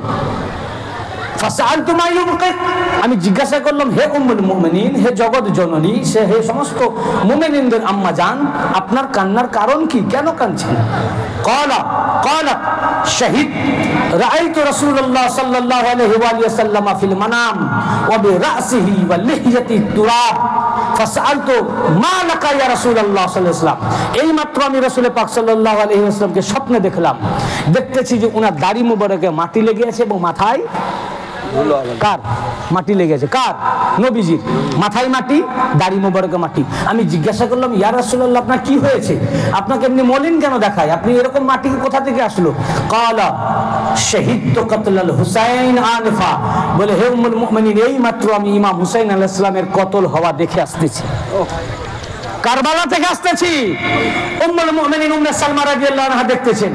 এদিকে ইমাম হুসাইন যেদিন জন্মগ্রহণ করলেন, একদিনের শিশু, সেদিন নবীজি যখন শুনলেন শহীদ হবেন, হয়েছেন 56 বছর বয়সে, তো শহীদ হওয়ার আগে থেকেই 56 বছর আগে থেকে নবীজি কাঁদছেন। নবী ইমাম পাক যেদিন শহীদ হন, নবীজি দুনিয়ায় ছিলেন না, রওজায়ে রাসূলে ছিলেন, কিংবা আল্লাহর কুদসে ছিলেন। আল্লাহর রাসূল 61 হিজরি 10ই মুহররম উনি দুনিয়ায় ছিলেন না, রওজায়ে রাসূল থেকে উঠে কারবালায় চলে এসেছেন। কারবালায় এমন নওহা করেছেন, মার্শিয়া মাতম করেছেন। আপনি এখানে কাঁদেন দেখি, মাথায় মাটি কি করে লাগবে, দাড়িতে মাটি কি করে লাগবে? একদিন কাঁদেন, 2 দিন কাঁদেন, 3 দিন কাঁদেন, 1 মাস কাঁদেন, মাটি লাগবে? বলুন, দাড়িতে মাটি লাগবে? উনার দাড়ি মোবারক, মাথা মোবারক মাটি কোত্থেকে আসলো? মানে আল্লাহর নবী কারবালায় নিজের চোখে ইমাম হুসাইন হাসানের শাহাদাত দেখে কিভাবে মাতম করেছেন আল্লাহ জানেন, আল্লাহ রাসূল। কারবালার জমিনে কিভাবে লুটুপুটি খেয়েছেন আল্লাহ জানেন, আল্লাহ রাসূল জানেন। এমন মাতম করেছেন, দাড়ি মোবারক মাথায় মাটি লেগে গেছে। 86 হাদিস তোমার মাদ্রাসার পাঠ্যপুস্তক, তুমি মৌলভী সাহেব খুঁজে পেলে না? এক্সেপশনাল কেস, কারো জন্য তার বাবা কবর থেকে উঠে চলে আসে না। আল্লাহ রাসূল সাল্লাল্লাহু আলাইহি ওয়াসাল্লাম ইমাম পাকের জন্য উনি 11 হিজরিতে উনি রওজা পাকে ওনাকে দাফন মোবারক করা হয়েছে, আর 61 হিজরি 50 বছর পর উনি রওজা পাক থেকে কারবালায় চলে এসেছেন। ইবনে আব্বাস রাদিয়াল্লাহু আনহু এই হাদিস, এই স্বপ্ন দেখতেছেন, যিনি কারবালায় কার রক্ত সংগ্রহ করছেন, বোতলের মধ্যে ভরছেন, আর ওনার দাড়িতে মাথায় মাটি। এই হাদিসও মিশকাত শরীফের মধ্যে হাদিস রয়েছে। আহমদ ইবনে হাম্বল হাদিস রিওয়ায়াত করেছেন। অসংখ্য কিতাব থেকে আমার এই ইসলাম ও কারবালার মধ্যে ভিন্ন ভিন্ন রিওয়ায়াত এবং রাবি থেকে অসংখ্য হাদিস আমি এখানে কোট করেছি, আমি ওদিকে যাচ্ছি না। হযরত ইবনে আব্বাস রাদিয়াল্লাহু আনহু রাইসুল মুফাসসিরিন, তিনি পর্যন্ত দেখছেন যে ওনার দাড়ি মোবারক, মাথায় মাটি এবং রক্তপূর্ণ বোতল। উনি জিজ্ঞাসা করলেন ইয়া রাসূলুল্লাহ মা হাজা, এটা কি? আল্লাহ রাসূল সাল্লাল্লাহু আলাইহি ওয়াসাল্লাম বললেন হাজা দামুল হুসাইন ওয়া আসহাবিহি, বলেন এটা ইমাম হুসাইন আলাইহিস সালাম এবং তার সঙ্গী সাথীদের রক্ত এটা আছে। আমি আজ সকাল থেকে কারবালায় উপস্থিত ছিলাম। আজ কারবালা আজ আমাদের মুসিবতের দিন। ইমাম হুসাইন আলাইহিস সালামের শাহাদাত আমি নিজের চোখে দেখতেছিলাম, সমস্ত সঙ্গী সাথীদের শাহাদাত দেখতেছিলাম, এবং সকাল থেকে তাদের রক্ত আমি বোতলের মধ্যে কালেক্ট করছিলাম। তো এটা এক্সেপশনাল কেস, এটা মোল্লা মৌলবীর মৃত্যু নয়, রাসূল পাকের আহলে বাইত নওয়াসা জানে মুহাম্মদ মুস্তাফা সাল্লাল্লাহু আলাইহি ওয়াসাল্লাম, ওনার জান নফসে পয়গম্বর, ওনার যাকে উনি কোনো সময় নাতি বলে ডাকেননি, বেটা বলে ডাকতেন, যিনি জান্নাতের নওজওয়ানের সরদার, সমস্ত পুরুষদের সরদার, জান্নাতের মালিক, তার জন্য খোদ নবীজি রোনা জারি করছেন। তো রোনা জারি করা নবীজির সুন্নাত, ওনার শাহাদাতের আগে থেকে করছেন, শাহাদাতের দিনেও করছেন, শাহাদাত পাকের দিনেও করছেন। মৌলভী সাহেব খুঁজে পাচ্ছেন এই সমস্ত হাদিস। আমাকে তো আফসোস লাগে ভাই, এগুলো তো আমি আমার বাড়ি থেকে এনে বলছি না, মাদ্রাসার বই, পাঠ্যপুস্তক 86টা হাদিস। তো এই যে আল্লাহ রাসূল সাল্লাল্লাহু আলাইহি ওয়াসাল্লাম বললেন যে তোমাদের মধ্যে 2টি গুরুত্বপূর্ণ জিনিস ছেড়ে যাচ্ছে, কোরআন ও আহলে বাইত। এই দুটোকে যদি তোমরা আঁকড়ে ধরে থাকতে পারো, কখনো পথভ্রষ্ট হবে না। তো ধরা তো দূরের কথা, কি করলো? ওনাদেরকে শহীদ করলো। আজকেও যারা শহীদ করেছে তাদের পক্ষ নিতেছে, আর শোক করা যাবে না, মর্শিয়া মাতম করা যাবে না, মর্শিয়া মাতম করা যাবে না, বলে বেদাত। আরে ভাই, এরা নিজেদের, তারা যে যে মাসালায় চলে, নিজের মাসালার কেতাবই পড়েনি, নিজের মাসালার। এই যে আমি আপনাদের দেখাই, আমি আপনাদের এখান থেকে দেখাই, যে এই যে মুহররম শরীফ পালন করার ব্যাপারে কানজুল ঈমান, কিতাবের নাম কি? কানজুল ঈমান ওয়া খাজাইনুল ইরফান। এই কিতাবের মধ্যে, আরে ভাই ওয়াহাবি মানে না, আমরা যাদেরকে আহলে সুন্নাত মনে করি তারাও মানে না। তারা তাদের ইমামের কথা বা তার যে ফলোয়ার, তাদের যে গডফাদার, তার কথাও মেনে চলে না। কানজুল ঈমান খুলে ভালো করে আঁখ সারকে দেখ লিজিয়ে। কানজুল ঈমান ওয়া খাজাইনুল ইরফান, সূরা ইব্রাহিমের 5 নম্বর আয়াত, ওয়া যাক্কিরহুম বিআইয়ামিল্লাহ। এই আয়াতের তাফসিরে কানজুল ঈমান ওয়া খাজাইনুল ইরফানের 460 পৃষ্ঠায়, এটা উর্দুতে লেখা। তবে কানজুল ঈমান বাংলা হয়ে গেছে, তো বাংলাতে পৃষ্ঠা মিলবে না। সূরা ইব্রাহিমে যাবেন, সূরা ইব্রাহিমের 5 নম্বর আয়াতে যাবেন, ওয়া যাক্কিরহুম বিআইয়ামিল্লাহ। আমার ট্যাবেও আছে, বাংলাটাও আছে, উর্দুটাও আছে, দুটোই আছে। আপনারা দেখবেন বাজারে কিনতেও পাওয়া যায়, আর আপনি এটা ডাউনলোডও করতে পারেন। এই আয়াতের হাসিয়া নাম্বার 14, হাসিয়া নাম্বার উর্দুর পৃষ্ঠা নাম্বার 460 আর হাসিয়া নাম্বার 14 নম্বর হাসিয়া, তাতে লেখা আছে কামোস মে হ্যায় कि अय्यामुल्लाह से अल्लाह की नियामतें मुराद हैं। যে কামোসে আছে যে আইয়ামুল্লাহ মানে আল্লাহর দিন, আইয়ামুল্লাহ মানে আল্লাহর দিন সমূহ। এখানে বলা হচ্ছে ওয়া যাক্কিরহুম বিআইয়ামিল্লাহ, আল্লাহর দিন সমূহের স্মরণ করো, আল্লাহর দিন সমূহের স্মরণ করো, ইয়াদ করো। এর ব্যাখ্যায় নাঈমউদ্দিন মুরাদাবাদী, যিনি এই কানজুল ঈমান ও খাজাইনুল ইরফান, এই খাজাইনুল ইরফানের মধ্যে 14 নম্বর হাসিয়া উনি লিখেছেন। ইনারা বেরেলির হেড অফ দ্য ডিপার্টমেন্ট, বেরেলির হেড অফ দ্য ডিপার্টমেন্ট। খুলে দেখেন, আমি তো ওপেন বলছি, আমি রয়েছি এখানে। যদি খুঁজে না পান কানজুল ঈমান আনুন। আর আপনারাও যারা উর্দু জানেন না, বাংলা খুলে দেখবেন, আমি তর্জমা করে বলে দিচ্ছি। কামোসে রয়েছে আইয়ামুল্লাহ, আল্লাহর দিন সমূহ বলতে বোঝানো হয়েছে আল্লাহ কি নিয়ামতে মুরাদ है, আল্লাহর নিয়ামত মানে যে যে দিনে আল্লাহর নিয়ামত নাজিল হয়েছে ওই দিনকে বোঝানো হয়েছে। हजरत इब्न अब्बास व उबाई इब्न काब व मुजाहिद व कतादा ने भी अय्यामुल्लाह की तफसीर अल्लाह की नियामतें फरमाए। এই সাহাবীগণ ইবনে আব্বাস রাদিয়াল্লাহু আনহু, হযরত উবাই ইবনে কাব, হযরত মুজাহিদ ওয়া কাতাদা রাদিয়াল্লাহু আনহুম, ইনারাও এই আইয়ামুল্লাহ বলতে আল্লাহর নিয়ামতকে বুঝিয়েছেন। मकातिल का कौल है कि अय्यामुल्लाह से वो बड़े बड़े वाक़या मुराद हैं जो अल्लाह के अमर से वाक़े हुए। अय्यामुल्लाह बोलते সেই সমস্ত বড় বড় দিনকে বোঝানো হয়েছে, যে সমস্ত দিনে আল্লাহর বড় বড় আল্লাহকে আমার সে আল্লাহর হুকুমে যে সমস্ত ঘটনাগুলো ঘটেছে। বাদ মুফাসসিরিন ने फरमाया, কিছু কিছু মুফাসসিরিন বলেছেন যে এই আমি কানজুল ঈমান পড়ে শোনাচ্ছি, ও খাজাইনুল ইরফান বেরেলভী কিতাব। बाद मुफस्सिरीन ने फरमाया कि अय्यामुल्लाह से वो दीन मुराद हैं जिनमें अल्लाह ने अपने बंदों पर इनाम किए। अय्यामुल्लाह द्वारा वही दिन के बुझानो হয়েছে যে দিন আল্লাহ পাক নিজের বান্দার উপরে নিয়ামত ফরমিয়েছেন। जैसे के बनी इस्राइल के लिए मन्ना व सलवा, যেমন বনি ইসরাইলের জন্য আল্লাহ পাক আসমান থেকে মান্না ও সালওয়া নাজিল করতেন। মান্না ও সালওয়া উতারনে का दिन, যেদিন মান্না ও সালওয়া নাজিল হয়েছিল ওই দিন আইয়ামুল্লাহর मध्य शामिल। हजरत मूसा अलैहिस्सलाम के लिए दरिया में रास्ता बनाने का दिन, मूसा अलैहिस्सलामेর জন্য যেদিন নীল নদে আল্লাহ রাস্তা বানিয়ে দিয়েছিলেন, এটাও আল্লাহর নিয়ামতের দিন। এই দিনকে স্মরণ করতে বলা হয়েছে। খাজেন ও মাদারিক ও মুফরাদাত ও রাগিব এই সমস্ত কিতাবে রয়েছে। এরপরে খাজাইনুল ইরফানের মধ্যে নাঈমউদ্দিন মুরাদাবাদী তিনি বলতেছেন, इन अय्याम में सबसे बड़ी नियामत के दिन सैयद आलम सल्लल्लाहु ताला अलैहि वसल्लम की विलादत व मेराज का दिन है। এই যত দিনকে আইয়ামুল্লাহ বলা হয়েছে যে এতক্ষণ বললাম, উনি বলছেন এর মধ্যে সবচেয়ে বড় নিয়ামতের দিন হলো যেদিন নবীজি জন্মগ্রহণ করেছেন, পৃথিবীতে এসেছেন, এবং নবীজির মেরাজ শরীফের দিন। এটা সবচেয়ে বড় নিয়ামতের দিন। এইটাকে আল্লাহ পাক জিকির করতে বলেছেন, স্মরণ করতে বলেছেন, এই দিনকে পালন করতে বলেছেন, মানাতে বলেছেন। এরপর বলছেন উনকি ইয়াদ কায়েম করনা ভি इस आयात के हुक्म में दाखिल है এই মিলাদুন নবী এবং মেরাজ শরীফকে পালন করাও এই আয়াতের হুকুমের মধ্যে শামিল, हुक्मेर अंतर्भुक्त।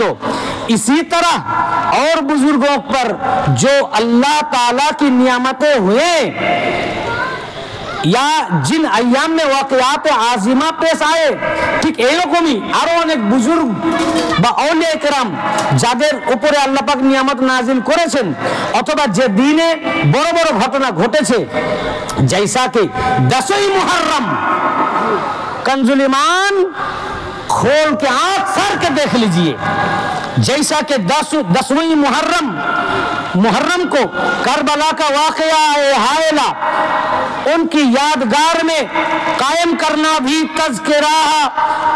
तज़कीर अय्यामुल्लाह में दाखिल है।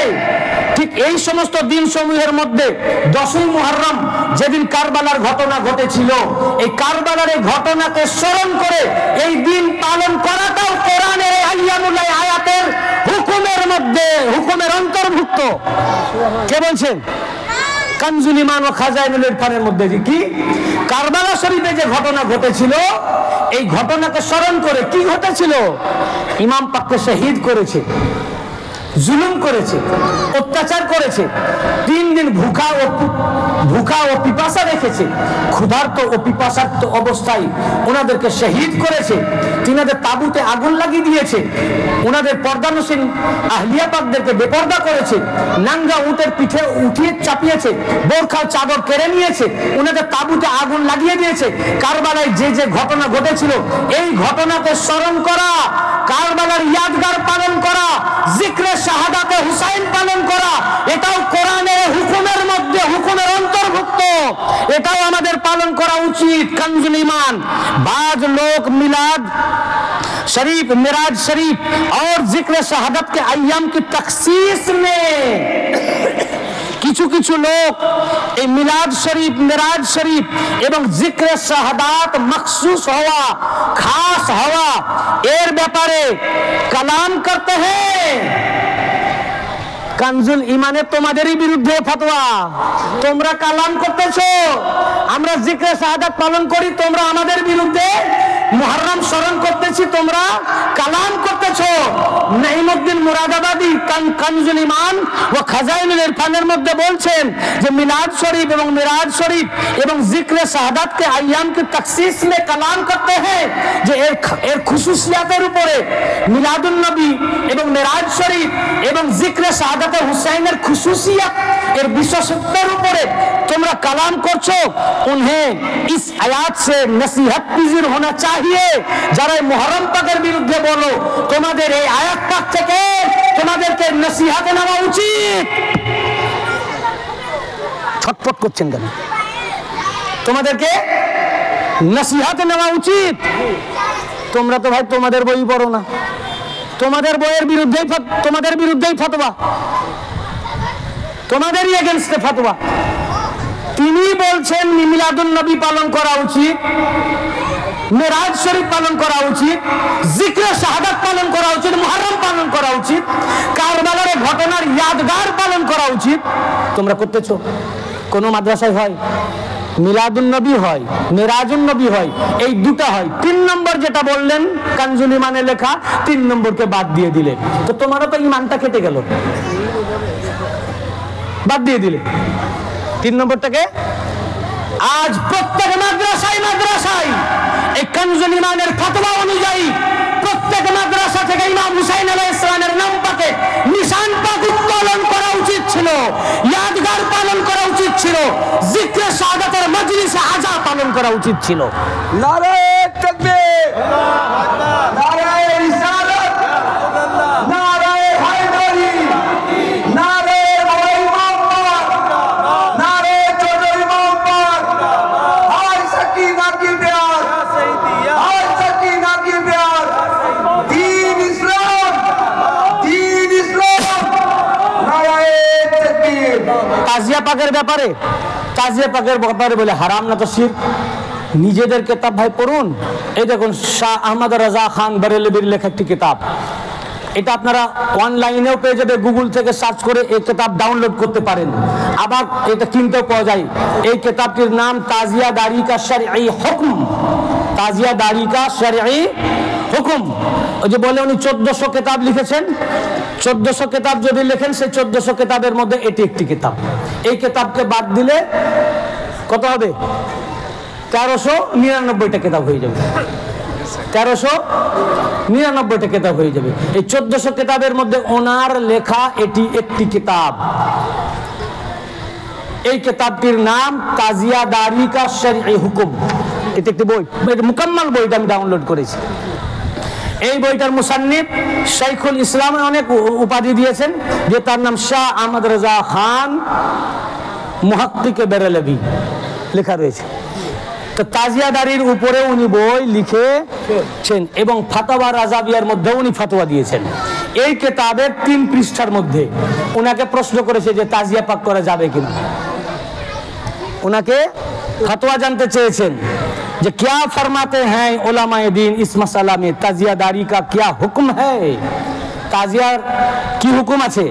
আল জবাব, তিনি কি জবাব দিচ্ছেন কানটা খুলে শুনেন বা রেকর্ড করুন। বা এই বইটা আপনি তাদের কাছে তো থাকা উচিত, আর না হলে আমি পাঠিয়ে দিব বই, আপনাদের কাছে না থাকলে আপনাদেরই বই আমি পাঠিয়ে দেব। আল জবাব, তিনি বলছেন তাজিয়া কি আসল ইস কদর থি। আপনারাও তো উর্দু বুঝেন ভাই, বাংলা না করলেও বুঝতে পারবেন। ताजिया की असल इस कदर थी कि रौजाए पुर नूर हुजूर शाह, देखुन इमाम पाकेर नामे कत आदब रक्षा करছেন তিনি।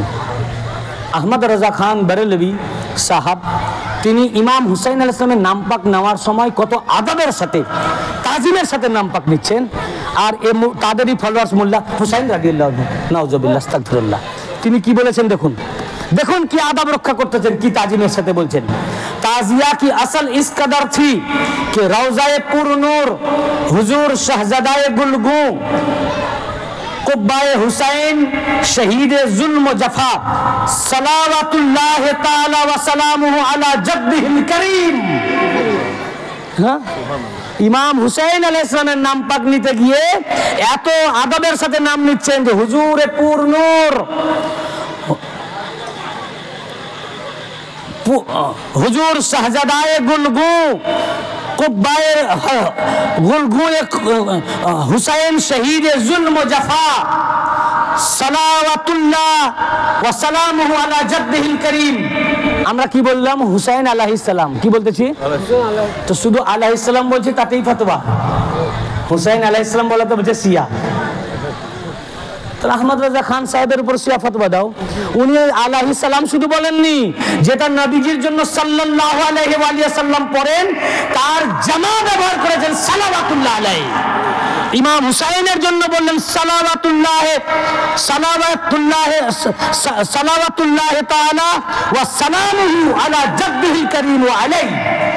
রাসূল পাক সাল্লাল্লাহু আলাইহি ওয়াসাল্লাম এবং ইমাম হুসাইন আলাইহিস সালামের উপরে সাল্লাল্লাহ সালাত এবং সালাম। তিনি এখানে তাজিয়া পাকের দলিল দিতে গিয়ে ইমাম হুসাইনের নামে রাদিয়াল্লাহু আনহু ব্যবহার না করে যেটা নবীজির জন্য সাল্লাল্লাহ ব্যবহার করি, সেটা নবী পাক এবং ইমাম হুসাইনের জন্য সাল্লাল্লাহ দরুদ ও সালাম এবং সালাম ব্যবহার করেছেন। কিতাব পড়ো ভাই তোমরা।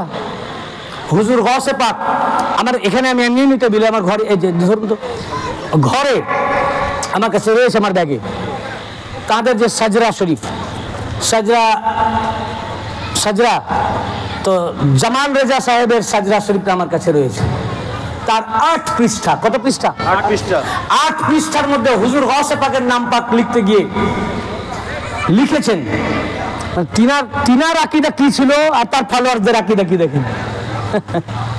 উনার কি আকীদা ছিল আর ফলোয়ারদের আকীদা। তিনি লিখেছেন গৌস পাকের অনেক টাইটেল উপাধি এবং আলকাব ব্যবহার করার পর লিখছেন গৌসুল আজম শেখ মুহিউদ্দিন আব্দুল কাদের জিলানী সালাওয়াতুল্লাহি আলা জাদ্দিহিল কারীম ওয়া আলাইহি। গৌস পাকের নাম পাকে সাল্লাল্লাহ পড়েছেন ভাই, কেন পড়বেন না? ইমাম বুখারী যে করেছেন, বুখারী শরীফ দেওবন্দ প্রিন্ট ব্যতীত, দেওবন্দ প্রিন্টও রয়েছে, দেওবন্দ প্রিন্টেড 826 পৃষ্ঠা, দ্বিতীয় খণ্ডের 826 পৃষ্ঠার হাসিয়ায় লেখা আছে হাসান আলাইহিস সালাম। কি লেখা আছে? হাসান আলাইহিস সালাম। দেওবন্দ ছাড়া এই দেওবন্দিরা এটাকে উঠিয়ে দিয়েছে।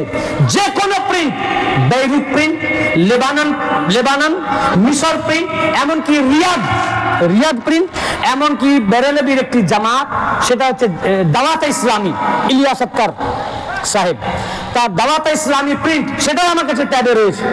বুখারী শরীফ, যে বুখারী শরীফে ইমাম হুসাইন আলাইহিস সালামের নামে হুসাইন আলাইহিস সালাম বুখারীতে, ফাতেমাতুজ জাহরা আলাইহিস সালামের নামে সহিহ বুখারী ফাতেমা আলাইহাস সালাম। যদি কেউ দেখতে চান বলুন, আমি পাঠিয়ে দেবো স্ক্রিনশট। এবং ইমাম বুখারী এবং তিরমিজি শরীফের মধ্যে হুসাইন আলাইহিস সালাম, হাসান আলাইহিস সালাম এবং আদাবুল মুফরাদ, ये शिया लोगों का किताब नहीं, अहले सुन्नत की किताब, सियासत का किताब। इमाम बुखारी অন্য একটি কিতাব, তার নাম আদাবুল মুফরাদ। কি নাম? আদাবুল মুফরাদ। আদাবুল মুফরাদে মাওলা আলী থেকে হাদিস রওয়ায়াত করতে গিয়ে ইমাম বুখারী এইভাবে হাদিস বর্ণনা করেছেন, আন আলী সালাওয়াতুল্লাহ আলাইহি, আন আলী সালাওয়াতুল্লাহ আলাইহি, আলীর নামে সালাওয়াত করেছেন। হাসান সালাওয়াতুল্লাহ আলাইহি, হুসাইন সালাওয়াতুল্লাহ আলাইহি। আদাবুল মুফরাদ বুখারী শরীফ, ইমাম বুখারীর লেখা। হ্যাঁ, আসলে ইনাদের আকীদা ঠিক ছিল, মোল্লা আকীদাকে চেঞ্জ করে দিয়েছে। সালাত পড়ছেন, কেন পড়বেন না? আল্লাহ তাআলা নিজেই তো বলেছেন, ইন্নাল্লাহা ওয়া মালাইকাতাহু ইউসাল্লুনা আলান নবী ইয়া আইয়ুহাল্লাযিনা আমানু সাল্লু আলাইহি ওয়া সাল্লিমু তাসলিমা। নিশ্চয় আল্লাহ এবং ফেরেশতাবর্গ তার নবী পাকের উপরে সালাত প্রেরণ করছেন। হে ঈমানদার বান্দাগণ, তোমরাও ওনার উপরে সালাত প্রেরণ করো এবং সালাম জানাবার মতো আদবান সালাম পেশ করো। এই আয়াত পাক যখন নাজিল হলো, এই আয়াতের তাফসিরে সহিহুল বুখারী কিতাবুত তাফসির, সহিহুল বুখারী কিতাবুত তাফসিরের মধ্যে, এমনকি দেওবন্দের কিতাব তাবলীগি নিসাব, 6টি অধ্যায়ে লেখা, তার মধ্যে লাস্ট অধ্যায় ফাজাইলের দুরুদ, ফাজাইলের দুরুদের 8 পৃষ্ঠা। কত পৃষ্ঠা? 8 পৃষ্ঠার মধ্যে তাবলীগি নিসাব মুহাম্মদ জাকারিয়ার লেখা, দেওবন্দের পীর সাহেব। সেই কিতাবের মধ্যে আছে যে সাহাবায়ে কেরামরা জিজ্ঞাসা করলেন, ইয়া রাসূলুল্লাহ, আপনাকে সালাম কিভাবে জানাতে হয় সেটা তো আপনি বলে দিয়েছেন, কিন্তু আল্লাহ পাক যে বলছেন যে আপনার উপরে দরুদ প্রেরণ করতে, তো আপনার উপরে দরুদ কিভাবে প্রেরণ করতে হয়, এটা কি? আল্লাহ রাসূল বললেন, আল্লাহ যে আমার উপরে দরুদ প্রেরণ করছেন সেটা হচ্ছে এইরকম, তোমরা এইভাবে পড়ো, আল্লাহুম্মা সাল্লি আলা মুহাম্মাদিন ওয়া আলা আলি মুহাম্মাদ। আল্লাহ দরুদ প্রেরণ করো মুহাম্মাদের উপরে এবং মুহাম্মাদের ঘরানার উপরে। সহিহ বুখারী শরীফ, বুখারী শরীফের কিতাবুত তাফসিরের মধ্যে জিজ্ঞাসা করলেন, ইয়া রাসূলুল্লাহ, আপনার উপর দরুদ কিভাবে পড়তে হয়? বলেন, এইভাবে পড়ো, আল্লাহুম্মা সাল্লি আলা মুহাম্মাদিন ওয়া আলা আলি মুহাম্মাদ কামা সাল্লাইতা আলা ইব্রাহিম ওয়া আলা আলি ইব্রাহিম। এইভাবে যে দরুদ ইব্রাহিম, মানে মুহাম্মাদের উপরে দরুদ, মুহাম্মাদের বংশধরের উপরে দরুদ।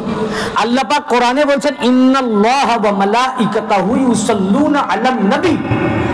আল্লাহ এবং ফেরেশতার নবী পাকের উপরে দরুদ পড়ছেন। কার উপর? বলুন, কার উপর? নবীজির উপর।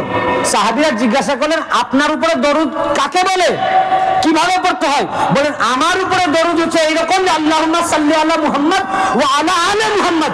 শুধু আমার উপরে দরুদ পড়লে ওটা নবীর দরুদ হলো না, আমার দরুদ হলো আমার সাথে সালাত ও সালাম আমার আহলে বাইতকেও শামিল করো, ওটা হলো নবীর দরুদ।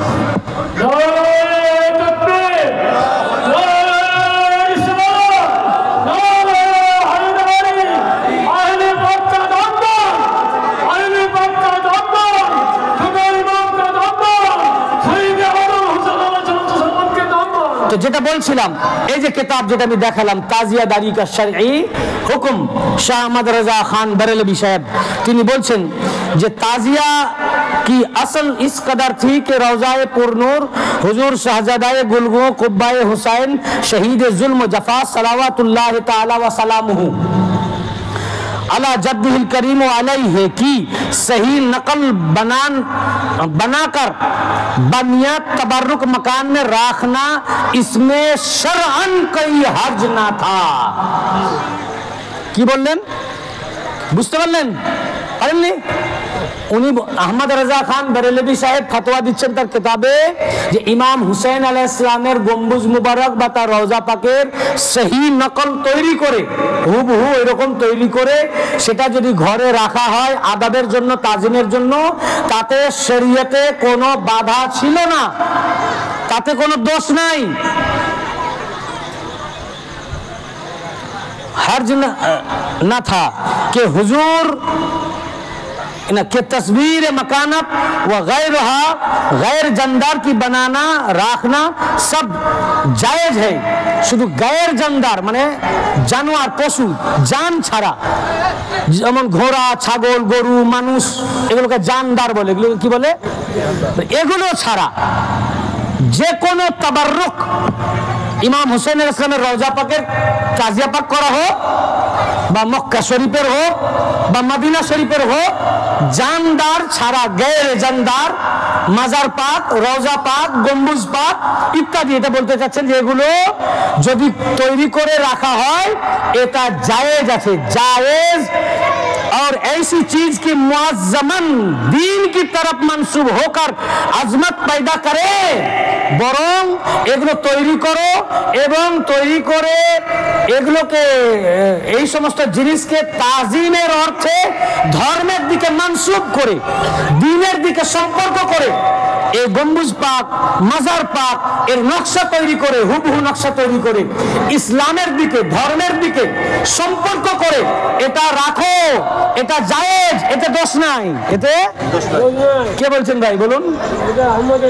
তার লেখা বই থেকে আমি হুবহু পড়ে শোনাচ্ছি ভাই, এতে কোনো দোষ নাই। তারপরে আরো উনি বলছেন এর মিসাল হচ্ছে যেমন তাবাররুক পাস উনকি तमसील বা নিয়ত তাবাররুক পাস রাখনা কতআন জায়েজ। এর উদাহরণ হলো যে এই সমস্ত তাবাররুক মানে কাছে রাখা বা এগুলো সম্মান করা তাজিম করা এগুলো জায়েজ রয়েছে, তাহলে তার কিতাব থেকে জায়েজ প্রমাণ হলো।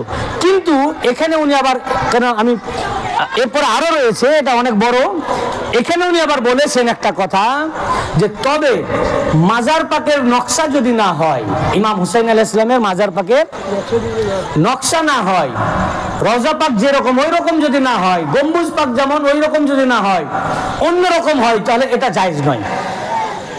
এটা যদি রওজা পাকের নকশা না হয়, গম্বুজ পাকের নকশা নেই, ইমাম হুসাইনের কারবালার ইমাম হুসাইন আলাইহিস সালামের যে রওজা পাক হুবহু যদি এরকম নকল না হয়, নকশা না, এটা জায়েজ নয়। আমার কথা হলো আমাদের তাজিয়া পাক যদি তোমাদের দৃষ্টিতে রওজা পাকের মতো না হয়, তা আমরা ভুল করছি, আমরা ভুল করছি ভাই, এনারা ভুল করছেন। তো তোমাদের তো কিতাবে রয়েছে, শাহ আহমদ রাজা খান বেরেলভী সাহেব বলছেন যে ইমাম পাকের রওজা পাকের নকশা তৈরি করে রাখা তাজিম করা জায়েজ এবং এটা উত্তম, এটা ভালো। তো আমরা যখন উম্মত ভুল করছে, তোমরা তোমাদের মসজিদে হোক তোমাদের মাদ্রাসায় হোক কোন তাজিয়া পাক জায়েজ, ইমাম পাকের রওজা পাকের হুবহু নকশা করে তোমরা তাজিয়া পাক করে আমাদেরকে শিক্ষা দাও কেমন তাজিয়া করতে হবে। দিচ্ছ না কেন? তোমরা তাজিয়া পাক করছো না বিধায় উম্মত গুমরাহ হয়ে যাচ্ছে। যদি তোমাদের দৃষ্টিতে উম্মত গুমরাহ হচ্ছে তাজিয়া পাক করে, কেমন তাজিয়া করতে হবে যাতে গুমরাহ হবে না, করে তোমরা তাদেরকে হেদায়েত করো, হেদায়েত করো, জায়েজ তাজিয়া পাক করে দেখাও, যেমনি তাজিয়া পাক করতে হবে। কোন মাদ্রাসায় করে? তাদের কিতাবে তাজিয়া পাকের কথা লেখা আছে। ফের দেখুন, এ তো গেল উনার লেখা বই, আহমদ রাজা খান বেরেলভী সাহেবের বই হাকিমুল উম্মত, হাকিমুল উম্মত মুফাসসিরে শহীরে ইলম মাওলানা মুফতি আহমদ ইয়ার খান নাইমি, তিনি বলছেন ফাতাওয়া নাইমিয়ার মধ্যে, কোন কিতাবের মধ্যে বলুন? ফাতাওয়া নাইমিয়া এর 192 পৃষ্ঠার মধ্যে তিনি বলছেন, इरशाद फरमाते हैं अगर हजरत इमाम हुसैन अलैहिस्सलाम की जरार शरीफ का মানে যে জালি মুবারক যে রয়েছে বা মাজার পাক যে রওজা পাক যেটা রয়েছে, सही नक्शा तैयार किया जाए, जिसकी जियारत की जाए, उसे दफन ना किया जाए बल्कि महफूज रखा जाए, बिला शुबा जायज है, बिला शुबा। ये बेरेलवी फतवा तब फतवा नहीं की ওনাদের ফতোয়া তো নাকি, হ্যাঁ কারা করে তাজিয়া পাক করে না, তো তারা তো তাদেরই বিরোধিতা করছে ভাই। ওরা আমাদের বিরোধিতা করতেছে না, তারা তাদেরই বিরোধিতা করতেছে। তারা ফাতোয়ায়ে রাজাবিয়ার বিরোধিতা করতেছে, তারা ফাতোয়া নাইমিয়ার বিরোধিতা করতেছে। তোমরা তোমাদের মতেই চলতেছো না। বলছেন ইমাম হুসেন আলাইহিস সালামের রওজা পাকের নকশা তৈরি করে, তাজিয়া পাক তৈরি করে তার জিয়ারত করো, তো এবং তাকে যদি মাহফুজ মানে সংরক্ষিত করা হয়, এটা বেলাশুবা নিঃসন্দেহে ইসমে কোই শক নেই হ্যায়, নিঃসন্দেহে এটা জায়েজ। অতএব আমরা যা যা করি সব জায়েজ। আমরা যা করি জায়েজ কিনা? আসলে এরা নিজেদের বই পড়ে না আর অন্যের উপরে আঙুল তুলে। এই যে ধরুন আমি আপনার দিকে, ইনার নাম কি, আম্বার ভাইয়ের দিকে আঙুল উঠালাম যে এই লোকটা ভালো না। না ভালো, উনি ভালো, আমি উদাহরণ দিচ্ছি, এই লোকটা ভালো না। কটা আঙুল তুলেছি বলুন? কটা আঙুল? আর আমার দিকে কটা আঙুল এসছে? হ্যাঁ কটা? এই যে বলুন, দেখতে পাচ্ছেন কটা আঙুল? তা আমি আঙুল তুললাম, একটা আঙুল চলে এসেছে তিনটে। তারা আমাদের দিকে এইভাবে আঙুল তুলতেছে, সারা আঙুল ওদের দিকে চলে গেছে। ভাই ঝগড়াঝাটি করে লাভ নাই। যদি আপনাদের ভুল বুঝা ছিল, এখন বুঝেন। আপনাদের বইগুলো ভালো করে পড়েন, কোরআন হাদিস ভালো করে পড়েন, আপনাদের ফাতোয়ার কিতাব ভালো করে পড়েন, পড়ে দেখেন, দেখে কুল্লু নাফসিন জায়কাতুল মাউত, হর নফসকে মৃত্যুর স্বাদ চাখতে হবে ভাই। কাজেই এই যে আপনারা আপনাদেরই কিতাবের বিরুদ্ধে ফতোয়া দিচ্ছেন, মানুষকে গুমরাহ করছেন, কিয়ামতের দিনে কি জবাব দিবেন? আপনাকে ফেরেশতা আসবে ধরে জাহান্নামে পাঠিয়ে দিবে। কাজেই তাওবা করেন, তওবা। এই বইগুলো পড়েন, আপনাদের নিজেদের ফতোয়া ভালো করে পড়েন, কোরআন ভালো করে পড়েন, হাদিস ভালো করে পড়েন, ফাতোয়া রাজাবিয়া পড়েন, ওনার লেখা এই তাজিয়া দারিকা শারঈ হুকুম রেজা সাহেবের এই বই পড়েন, আপনারা ফতোয়া নাইমিয়া পড়েন, কানজুল ঈমান পড়েন। যেটা পড়বেন ভালো করে পড়েন, ওই লাফিয়ে লাফিয়ে পড়লে হবে না ভাই। পড়ে যেগুলো দলিল দিলাম দেখেন আছে কিনা, এরপর তাওবা করেন, তওবা করে সঠিক রাস্তায় আসেন। আপনাকে আপনার মূল্য বাঁচাতে আসবে না ভাই। কিয়ামতের দিনে জবাব আপনি দিবেন। হ্যাঁ, যখন কবরে প্রশ্ন করা হবে, মৌলবি থাকবে? মৌলবি থাকবে না। তখন ওই রাসূলের পাকি থাকবেন, ইমাম পাকরা থাকবেন, আহলে বাইত পাক থাকবেন, ওনারা থাকবেন। তো অতএব জানার পরেও যদি ভুল কাজ করেন, জানার পরেও যদি এর বিরোধিতা করেন, তাহলে আপনাদের আর জাহান্নাম ছাড়ার কোনো রাস্তা নাই। এবারে বলুন, মেদিনীপুর দরবার যেটা করে এটা ঠিক কিনা? আর যারা নিজেদেরকে আহমদ রেজা খান সাহেবের ফলোয়ার্স বলে, এরা আহমদ রেজা খান সাহেবের ফলো করতেছে? তারা তাকেও তো ফলো করছে না, তারও তো বিরোধিতা করছে। সঠিকটা জানুন। এই জন্য নবী পাক বললেন যে কি, আমি তোমাদের মধ্যে দুইটি গুরুত্বপূর্ণ জিনিস ছেড়ে যাচ্ছি। কয়টি? শুধু তাই নয়, আহমদ রেজা খান সাহেব তাদের কিতাবে লেখা আছে আহলে বাইত পাককে এত মুহাব্বত করতেন যে তিনি একদিন পালকিতে যাচ্ছেন, এক সৈয়দ, তিনি আহলে বাইত, সব সৈয়দ যে আহলে বাইত হবেন তার নয়, এমনি সৈয়দ, উনি পালকি, গরিব মানুষ ছিলেন, পালকির বেয়ারার কাজ করতেন। তো উনি পালকি নিয়ে যাচ্ছেন রেজা সাহেবকে, তো উনি বুঝতে পারলেন এর মধ্যে সৈয়দ আছেন। উনি সঙ্গে সঙ্গে পালকি নামাও। নামানোর পরে বললেন যে আপনাদের মধ্যে কে সৈয়দ আছেন? তিনি প্রথমে গোপন করেছিলেন, তারপরে যখন জানতে পারলেন ইনি সৈয়দ, তো বললেন আপনি পালকিতে চাপেন, আপনি যতটা আমাকে নিয়ে গেছেন আমি ততটা আপনাকে নিয়ে যাব। এই জন্য কিয়ামতের দিনে আমি আল্লাহর নবীর কাছে কি করে মুখ দেখাবো যে সৈয়দের ঘাড়ে আমি চেপেছি? তো সৈয়দকে, আহলে বাইতকে মুহাব্বত করতে শিখুন। এই জন্য নবী পাক সাল্লাল্লাহু আলাইহি ওয়াসাল্লাম বললেন, আমি তোমাদের মধ্যে দুটি গুরুত্বপূর্ণ জিনিস ছেড়ে যাচ্ছি। একটি আল্লাহর কিতাব কোরআন, দ্বিতীয়টি আমার ইতরাত, আমার আহলে বাইত। এই দুটোকে যদি আঁকড়ে ধরো, কখনো পথভ্রষ্ট হবে না। অতএব কোনটা ঠিক কোনটা ভুল এটা যদি জানতে হয়, আহলে বাইতের দরবারে যান।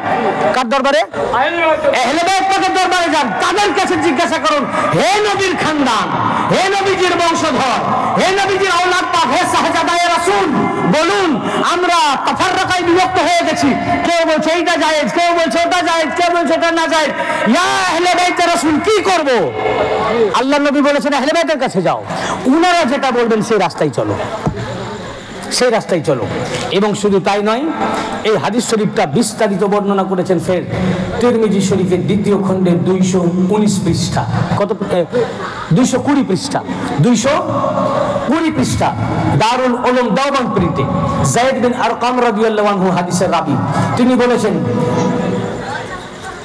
قال رسول الله صلى الله عليه وآله وسلم إني تارك فيكم ما إن تمسكتم به لن تضلوا بعدي كتاب الله أحدهما أعظم من الآخر كتاب الله حبل ممدود من السماء إلى الأرض وإترتي أهل بيتي لن يتفرقا حتى يرد علي الحوض। এবং ইমাম তিরমিজি বলেন হাজা হাদিসুন হাসানুন সহিহুন, এই হাদিসের ইসনাদ হাসান এবং হাদিস সহি। হাদিস কি? সহি হাদিস। আল্লাহ রাসূল সাল্লাল্লাহু আলাইহি ওয়াসাল্লাম বললেন, হে লোকেরা, আমি তোমাদের মাঝে দুইটি গুরুত্বপূর্ণ জিনিস ছেড়ে যাচ্ছি, একটি আল্লাহর কিতাব, আর একটি আমার ইতরাত, আমার আহলে বাইত, আর একটি ইতরাত আমার আহলে বাইত। এই দুটোকে যদি তামাসসাকতুম বিহি, মজবুতির সাথে আঁকড়ে ধরে থাকতে পারো, লান তাদিল্লু বাদি, কখনো তোমরা আমার পর পথভ্রষ্ট হবে না। এরপরে বলেন আহাদুহুমা আ'যামু মিনাল আখির, এই কোরআন এবং আহলে বাইত, কোরআন এবং আহলে বাইত এই দুটি একটি আরেকটি অপেক্ষা আ'যাম। এবং আল্লামা হাকিম ইমাম তাবারানি বলেছেন আহাদুহুমা আকবারু মিনাল আখির, একটি আরেকটি অপেক্ষা সবচেয়ে বড়। আকবার কবিরের সুপারলেটিভ ডিগ্রি, কবির মানে বড়, কবির মানে বড়, আর তার ইসমে তাফজিল আকবার সবচেয়ে বড়, আজিম শ্রেষ্ঠ বা বড়, তার সুপারলেটিভ ডিগ্রি আযম সবচেয়ে শ্রেষ্ঠ, সবচেয়ে বড়। তো বললেন আহাদুহুমা আযম, সুপারলেটিভ ডিগ্রি ব্যবহার করেছেন আল্লাহ পাক, এই আল্লাহ রাসূল। আহাদুহুমা আযমু মিনাল আখির, কোরআন এবং আহলে বাইত এই দুটির একটি আরেকটি অপেক্ষা আযম, একটি আরেকটি অপেক্ষা বড়। কোরআন আহলে বাইত অপেক্ষা বড়, আহলে বাইত কোরআন অপেক্ষা বড়। এটা একটা আরবি ভাষা শৈলী, অর্থাৎ উচ্চতায় বড়ত্ব দুইটো বরাবর, কেউ কারো কম না। কোরআন ও আহলে বাইতের বড়, আহলে বাইত ও কোরআনের বড়, মানে দুটো একই জায়গায়। এবং আযম মানে সবচেয়ে বড়, আযম মানে সবচেয়ে বড়, সবচেয়ে শ্রেষ্ঠ, সবচেয়ে উত্তম, সবচেয়ে উঁচা, সবচেয়ে বড়। তো কোরআন আযম, কোরআন আযম ও আকবার, আহলে বাইত আযম ও আকবার। রাসূল পাক বলতেছেন না আহাদুহুমা আযম মিনাল আখির, তো কোরআন আযম ও আকবার, আহলে বাইত আযম ও আকবার, অর্থাৎ উচ্চতায় কোরআন আকবার, কবির নয়, কোরআন কবির নয়, আকবার মানে সবচেয়ে উঁচা, মানে যার পড়ার কোনো জায়গা নাই, যার পড়ার কোনো উচ্চতা নাই, যার পড়ার কোনো বড় নাই, সবচেয়ে বড় আকবার, সবচেয়ে বড়, সবচেয়ে সুপারলেটিভ ডিগ্রি। কোরআন সবচেয়ে উঁচা, যার পড়ার কোনো উচ্চতা নাই। আহলে বাইত পাকও আকবার ও আযম, মানে আহলে বাইত পাকও সবচেয়ে উঁচা, যার পর কোনো জায়গা নাই। অর্থাৎ কোরআন ও আহলে বাইত উচ্চতায়, মার্তাবায়, রুতবায় বরাবর সবচেয়ে উঁচা, টপ লেভেলে, কেউ কারো নিচে না, কেউ কারো নিচে না। এ ওয়ালিউল্লাহ কা বয়ান नहीं, ये हदीस है मुस्तफा सल्लल्लाहु अलैहि वसल्लम। अहदहुमा आज़म मिन al-आखिर किताबुल्लाहि हब्लुम ममदूदुम मिन as-समाई इला al-अर्द व इतराती अहलु बैती।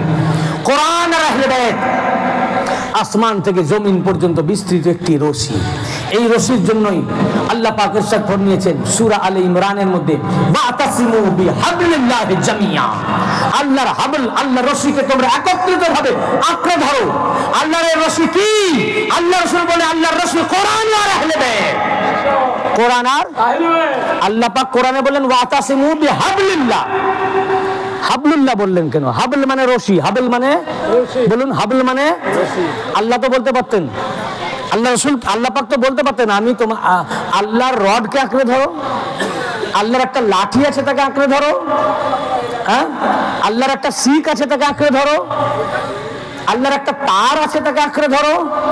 তার বলেননি, রড বলেননি, লাঠি বলেননি, আশা বলেননি, বললেন হাবলুল্লাহ, আল্লাহর রশি বা আল্লাহর দড়ি। দড়ি কাকে বলে আমার চেয়ে আপনারা ভালো জানেন। দড়ি কি থেকে হয়? পাট থেকে। এখন নাইলন থেকে হচ্ছে, আর অন্যান্য হচ্ছে, তো পাট থেকে। কিভাবে পাট থেকে দড়ি হয়? পাটকে আগে পাকানো হয়।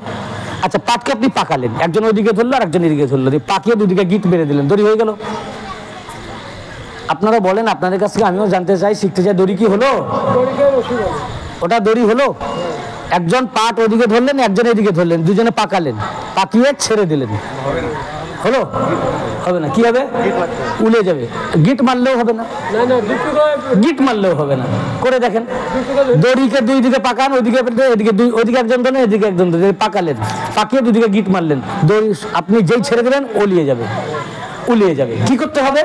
একটা দড়িকে পাকালেন, পাটকে পাকালেন, পাকিয়ে এটা একটা হলো, আর একটাকে পাকালেন, দুটোকে পাকিয়ে এবার দুটোকে এবার একসঙ্গে পাকালেন।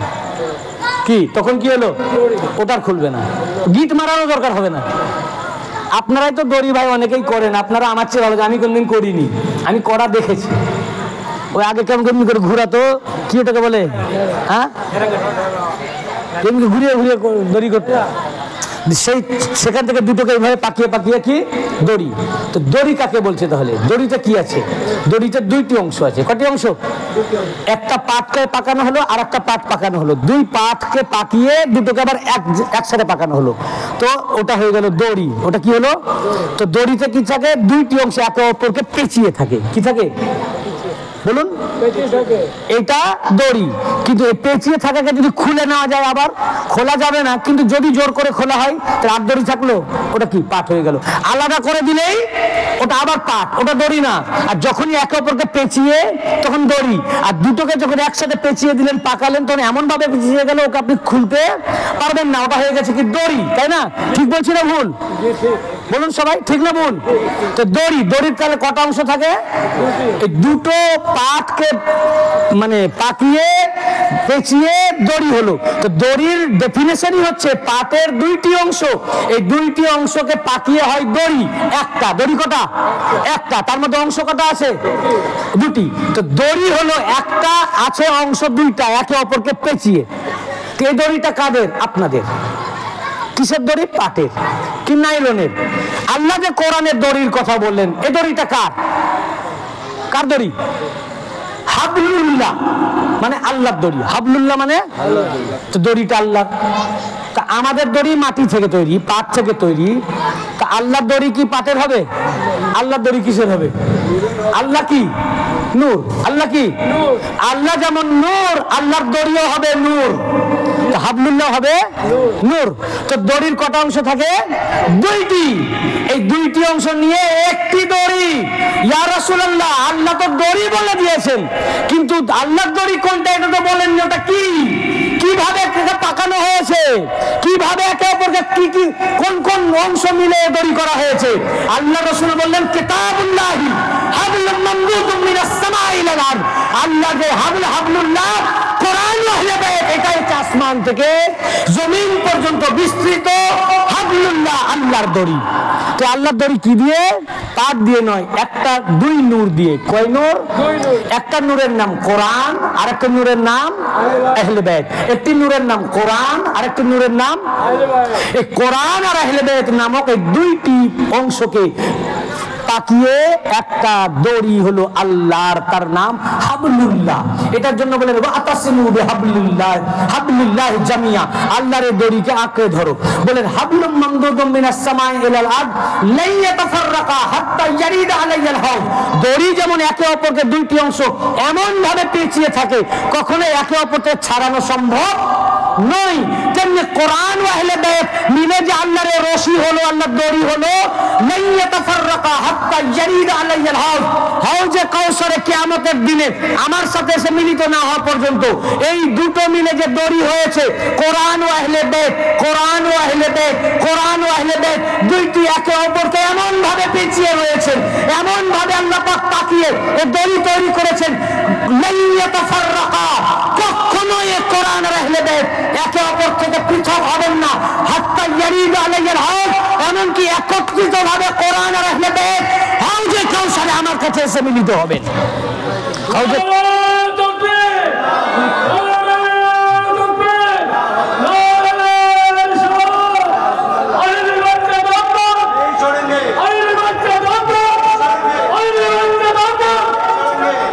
কোরআন ও আহলে বাইত লা ইয়াতাফাররাকা হাত্তা ইয়ারিদা আলাইহিল হাউজ।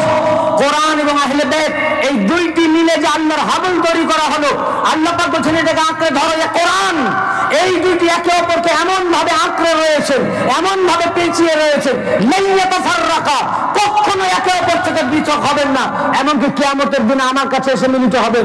অর্থাৎ কিয়ামতটা কোরআন আহলে বাইতের সাথে, আহলে বাইত কোরআনের সাথে। কখনোই তোমরা কোরআনকে আহলে বাইত থেকে জুদা করতে পারবে না, আহলে বাইত থেকে কোরআন থেকে জুদা করতে পারবে না। কোরআন থেকে মৌলবি পৃথক হতে পারে, হাফেজ পৃথক হতে পারে, পীর সাহেব পৃথক হতে পারে, মুফতি সাহেব পৃথক হতে পারে, মুহাদ্দিস পৃথক হতে পারে, মুফাসসির পৃথক হতে পারে, কিন্তু কিয়ামত তক আহলে বাইত কোরআনের সাথে, কোরআন আহলে বাইতের সাথে কখনোই না কোরআন আহলে বাইত থেকে জুদা পৃথক, না আহলে বাইত থেকে কোরআন পৃথক। কিয়ামত তক কোরআন আহলে বাইতের সাথে থাকবেন, আহলে বাইত তক কোরআনের সাথে থাকবেন। এমনকি কিয়ামতের দিনে আমার সাথে দুইটি একত্রিতভাবে আমার সাথে মিলিত হবেন। অর্থাৎ আল্লাহ আল্লাহ রাসূল এখানে আমাদের হেদায়েত করলেন, কোরআন আহলে বাইতের সাথে থাকবেন, আহলে বাইত আর আল্লাহ পাক বলেন এই রশিটাকে, কোরআন ও আহলে বাইত মিলে যে রশিকে আঁকড়ে ধরো, ওয়াতাসিমু বিহাবলিল্লাহি জামিআ, মজবুতির সাথে। এই যে বললেন কোরআন আহলে বাইতের সাথে, আহলে বাইত কোরআনের সাথে, তার মানে কি?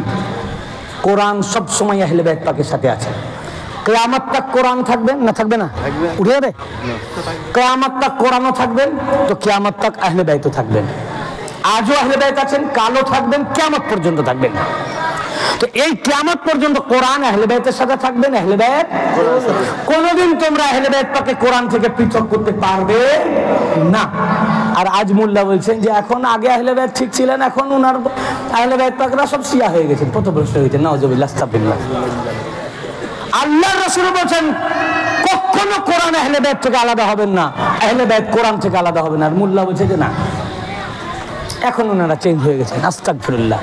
মোল্লা তুমি চেঞ্জ হয়ে গেছো, তুমি চেঞ্জ হয়ে গেছো। এ ঈমান। আল্লাহ রাসূল বলেছেন কখনো কোরআন আহলে বাইত থেকে পৃথক হবেন না, আহলে বাইত কোরআন থেকে। কিয়ামত তক কোরআন আহলে বাইত পাকের সাথে থাকবে, আহলে বাইত পাক কোরআনের সাথে থাকবেন।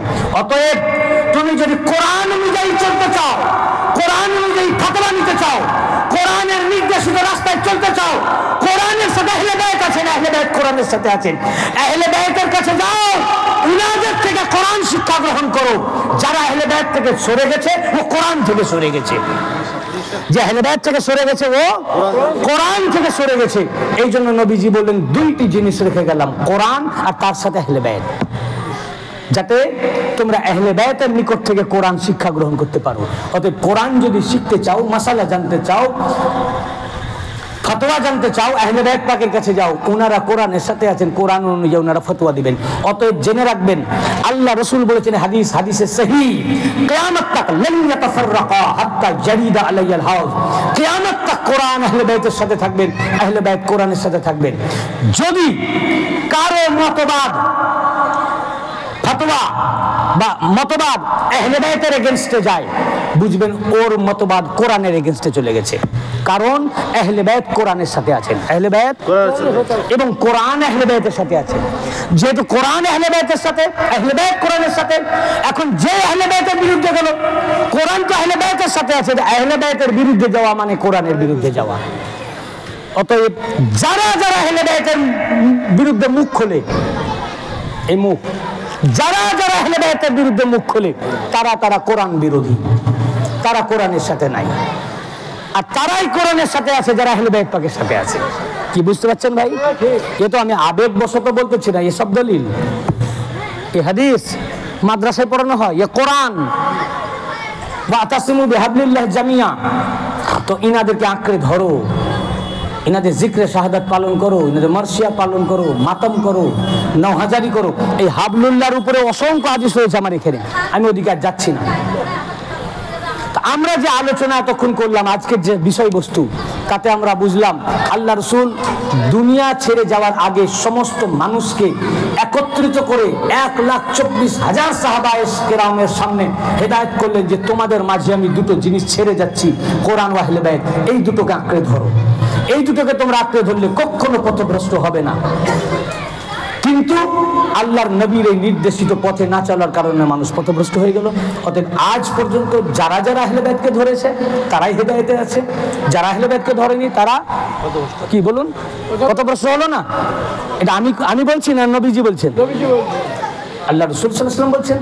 এবং শুধু তাই নয়, আরাফার ময়দানে যখন এই কথা বললেন, এরপর যখন ফিরে যাচ্ছেন কোথায়, মদিনা শরীফ, তো মক্কা শরীফ ও মদিনা শরীফের মধ্যবর্তী স্থানে যখন পৌঁছেছেন, তার নাম গাদিরে খুম, আল্লাহ পাক হুকুম করলেন যে হে আমার রাসূল, আপনি আহলে বাইতের ইমাম কে হবেন তাকে দেখান, দেখিয়ে দিয়ে যান।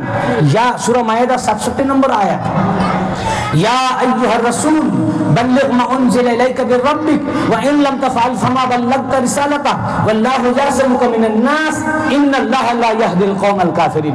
এই আয়াতের উপরে গত বছর না তার আগের বছর কে জানেন আপনাদের এখানে আমি এটা কমপ্লিট বক্তব্য দিয়েছিলাম। কোন জায়গায়, কোন মাঠে? হ্যাঁ, মুনিয়াডিহিতে ডিটেলে এই আয়াতটা যখন নাজিল হলো, আল্লাহ রাসূল তখন কিছু লোক জুফা অঞ্চলে, ওটা 4 মাথা, কিছু লোক 4 দিকে চলে গেছে। আল্লাহর নবী তাদেরকে আবার পাঠালেন, লোক পাঠালেন, ওদেরকে ফিরিয়ে আনাও। সবকে আবার আনা হলো, গদিরের ময়দানে কাতারে কাতারে দাঁড় করালেন। জোহরের ওয়াক্ত ছিল, আল্লাহ রাসূল নামাজ ইমামতি করলেন, নামাজ পড়ালেন। নামাজের পর উটের হাওদা দিয়ে স্টেজ তৈরি করা হলো। তৈরি করার পর আল্লাহ রাসূল এই আয়াত পাক শোনালেন, কোরআনের শেষ আয়াতের আগের আয়াত, আরেকটি আয়াত আসতে বাকি। বললেন আমার উপরে আয়াত নাজিল হয়েছে। সাহাবায়ে কেরামরা বললেন ইয়া রাসূলুল্লাহ, আপনি আমাদেরকে নামাজ দিয়েছেন, রোজা দিয়েছেন, হজ দিয়েছেন, এই হজ করেই ফিরছি, জিহাদ দিয়েছেন, যাকাত দিয়েছেন, পুরা কোরআন এসে গেছে, আরেকটি আয়াত আসতে বাকি। কি কথা এখনো বলা হয়নি? এবং যেটা না বললে আপনার রিসালাতের কিছুই পৌঁছানো হলো না। আপনি বলে দেন। আল্লাহ রাসূল সাল্লাল্লাহু আলাইহি ওয়াসাল্লাম বললেন আল্লাহ আমার মাওলা, আমি তোমাদের সকলের মাওলা। এবং আল্লাহ রাসূল সাল্লাল্লাহু আলাইহি ওয়াসাল্লাম বললেন, এটা মিশকাত শরীফের 565 পৃষ্ঠার ভিতরে এই হাদিসটি রয়েছে। এছাড়া আরো অসংখ্য হাদিসের মধ্যে আছে এবং তিরমিজি শরীফের 2য় খণ্ডের 213 পৃষ্ঠার মধ্যে রয়েছে।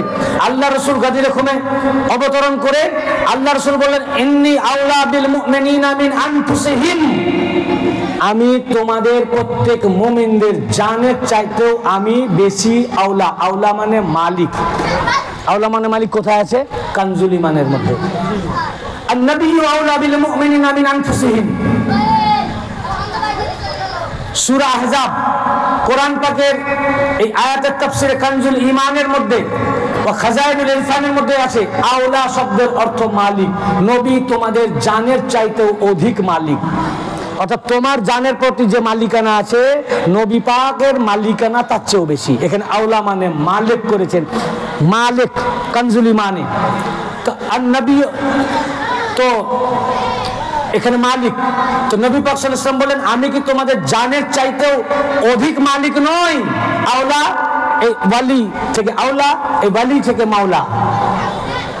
তখন তারা বললেন কেন নয়, নিশ্চয়ই। কালু বালা। তারপর আবার বললেন আমি কি তোমাদের প্রত্যেকের জানের, প্রত্যেক মুমিনের জানের চেয়েও জানের চাইতেও অধিক মালিক নই?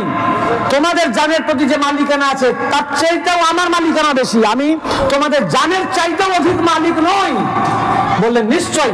তখন আল্লাহ রাসূল বললেন, মাওলা আলী আলাইহিস সালামের হাতকে উঁচু করে তুলে ধরে বললেন আখাযা বিয়াদি আলী ফাকাল আল্লাহুম্মা মান কুনতু মাওলাহু ফাআলিল মাওলাহু, আমি যার যার মালিক আজ থেকে আলী তার মালিক।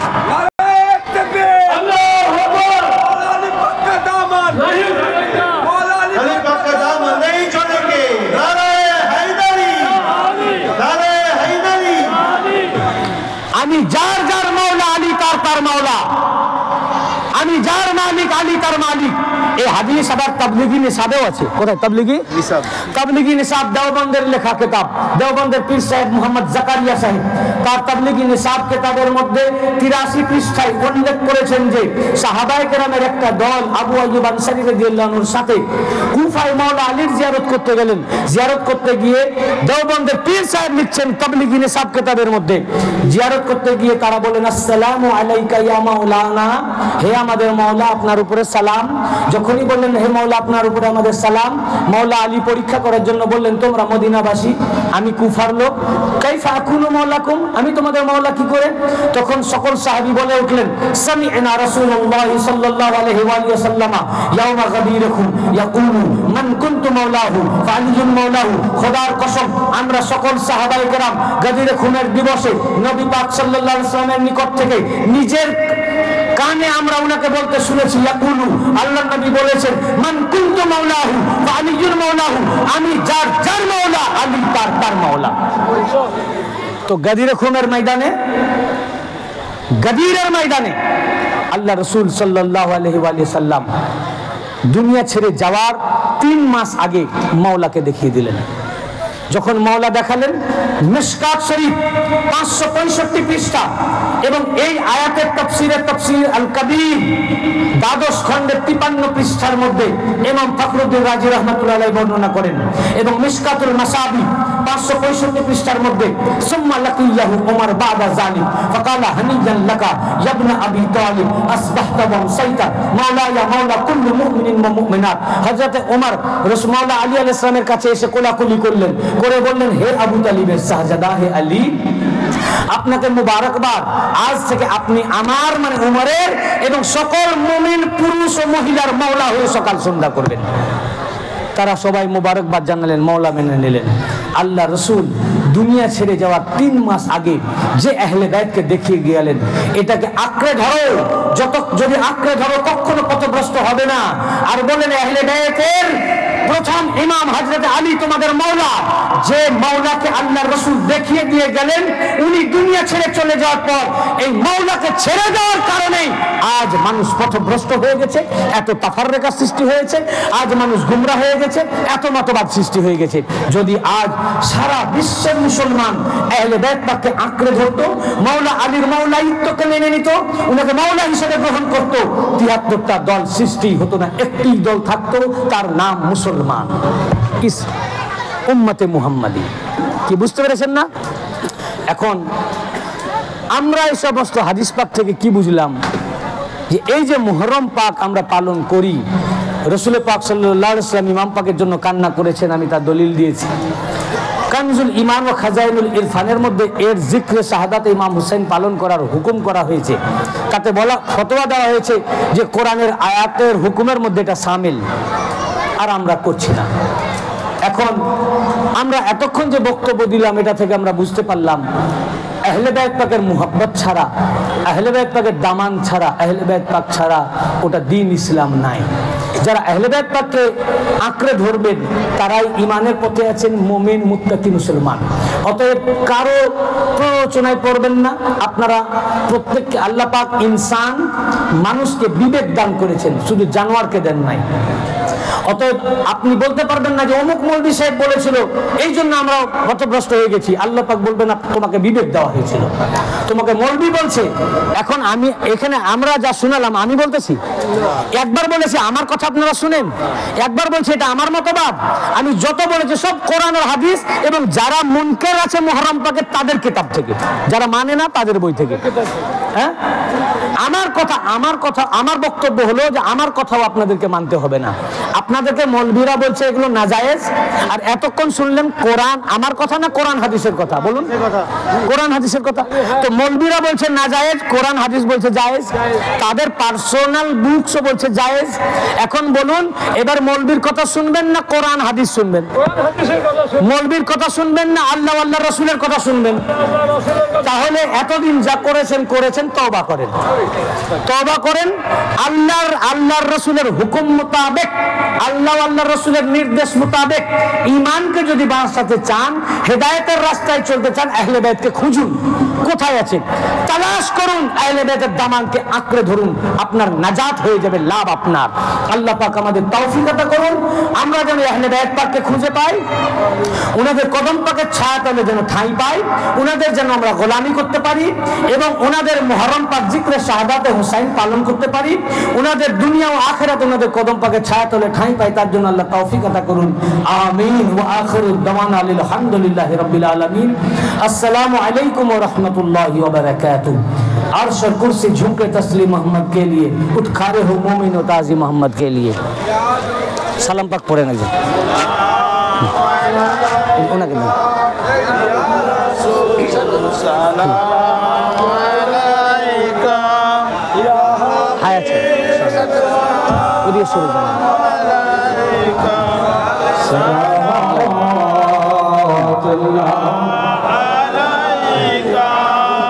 حبیبی یا رسول اللہ،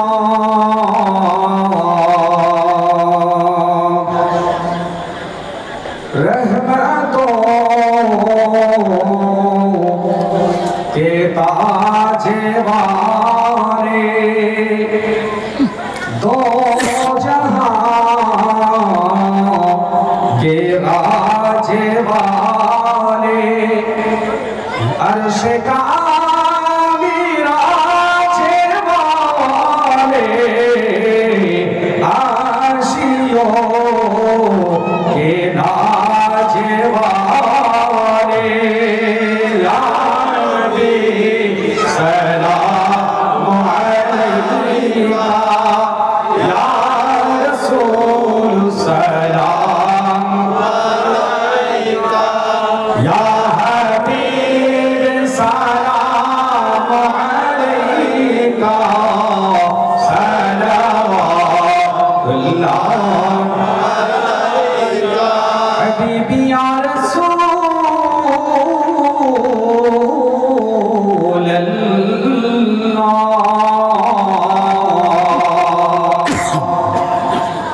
واسطہ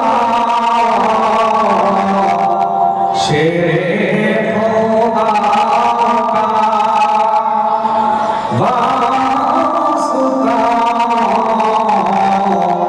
خیر النساء کا، واسطہ کھورے کربلا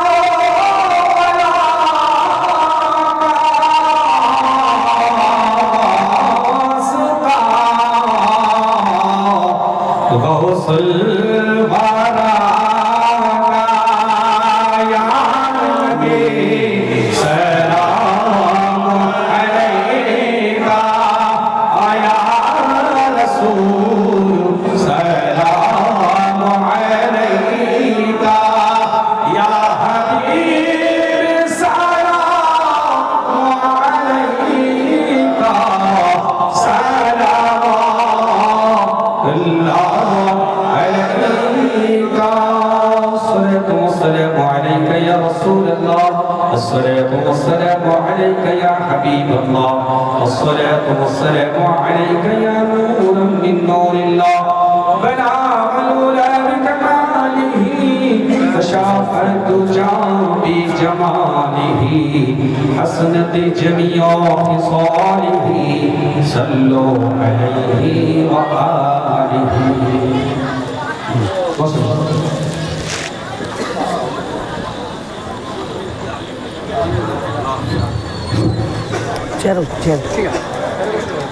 چہرہ سے بولے اللہم آمین۔ اللہم صلی علی سیدنا و مولانا محمد معدن الجود والکرم وآلہ وبارک وسلم، خصوصاً علی سیدنا الامام الحسنین کرمین و سیدنا الغوث الاعظم علیہم الصلاة والسلام۔ اللہم احفظنی برحمتک، اللہم ناجنی وعافینی، اللہم افتح لی ابواب فضلک، بوسیلۃ نبیک الاخر، بوسیلۃ امامک الاول اسمہ العظمی لیہ، بوسیلۃ سیدۃ العالمین، بوسیلۃ الشہیدین، بوسیلۃ سبیج المعصوم تجرہ نخہ بالرما، بوسیلۃ مطہرۃ لا صوب لہا لراسہا، بوسیلۃ جمیع المعصومین المجلومین المقدسین، بوسیلۃ غوث الاعظم قطب الاکرم نور العین امام القبلتین غوث الثقلین، غوث الاعظم شیخ ابی محمد محی الدین عبد القادر الجیلانی الحسنی الحسینی البغدادی علیہ الصلوۃ والسلام۔ ہو مرحمت غلاموں کو یا رب غم حسین، ہو مرحمت غلاموں کو یا رب غم حسین، کرتے رہیں یہ 8 پہر ماتم حسین، کرتے رہیں یہ 8 پہر ماتم حسین۔ وصلی اللہ تعالی علی خیر خلقہ محمد وعلی اہل بیتہ وآلہ الطیبین والطاہرین والمعصومین الاجمعین، خصوصاً علی سیدنا الغوث العظم امین المکین، برحمتک یا ارحم الراحمین، بحق لا الہ الا اللہ محمد رسول اللہ یا شیخ عبد القادر شیئا للہ۔ السلام علیکم ورحمۃ اللہ وبرکاتہ۔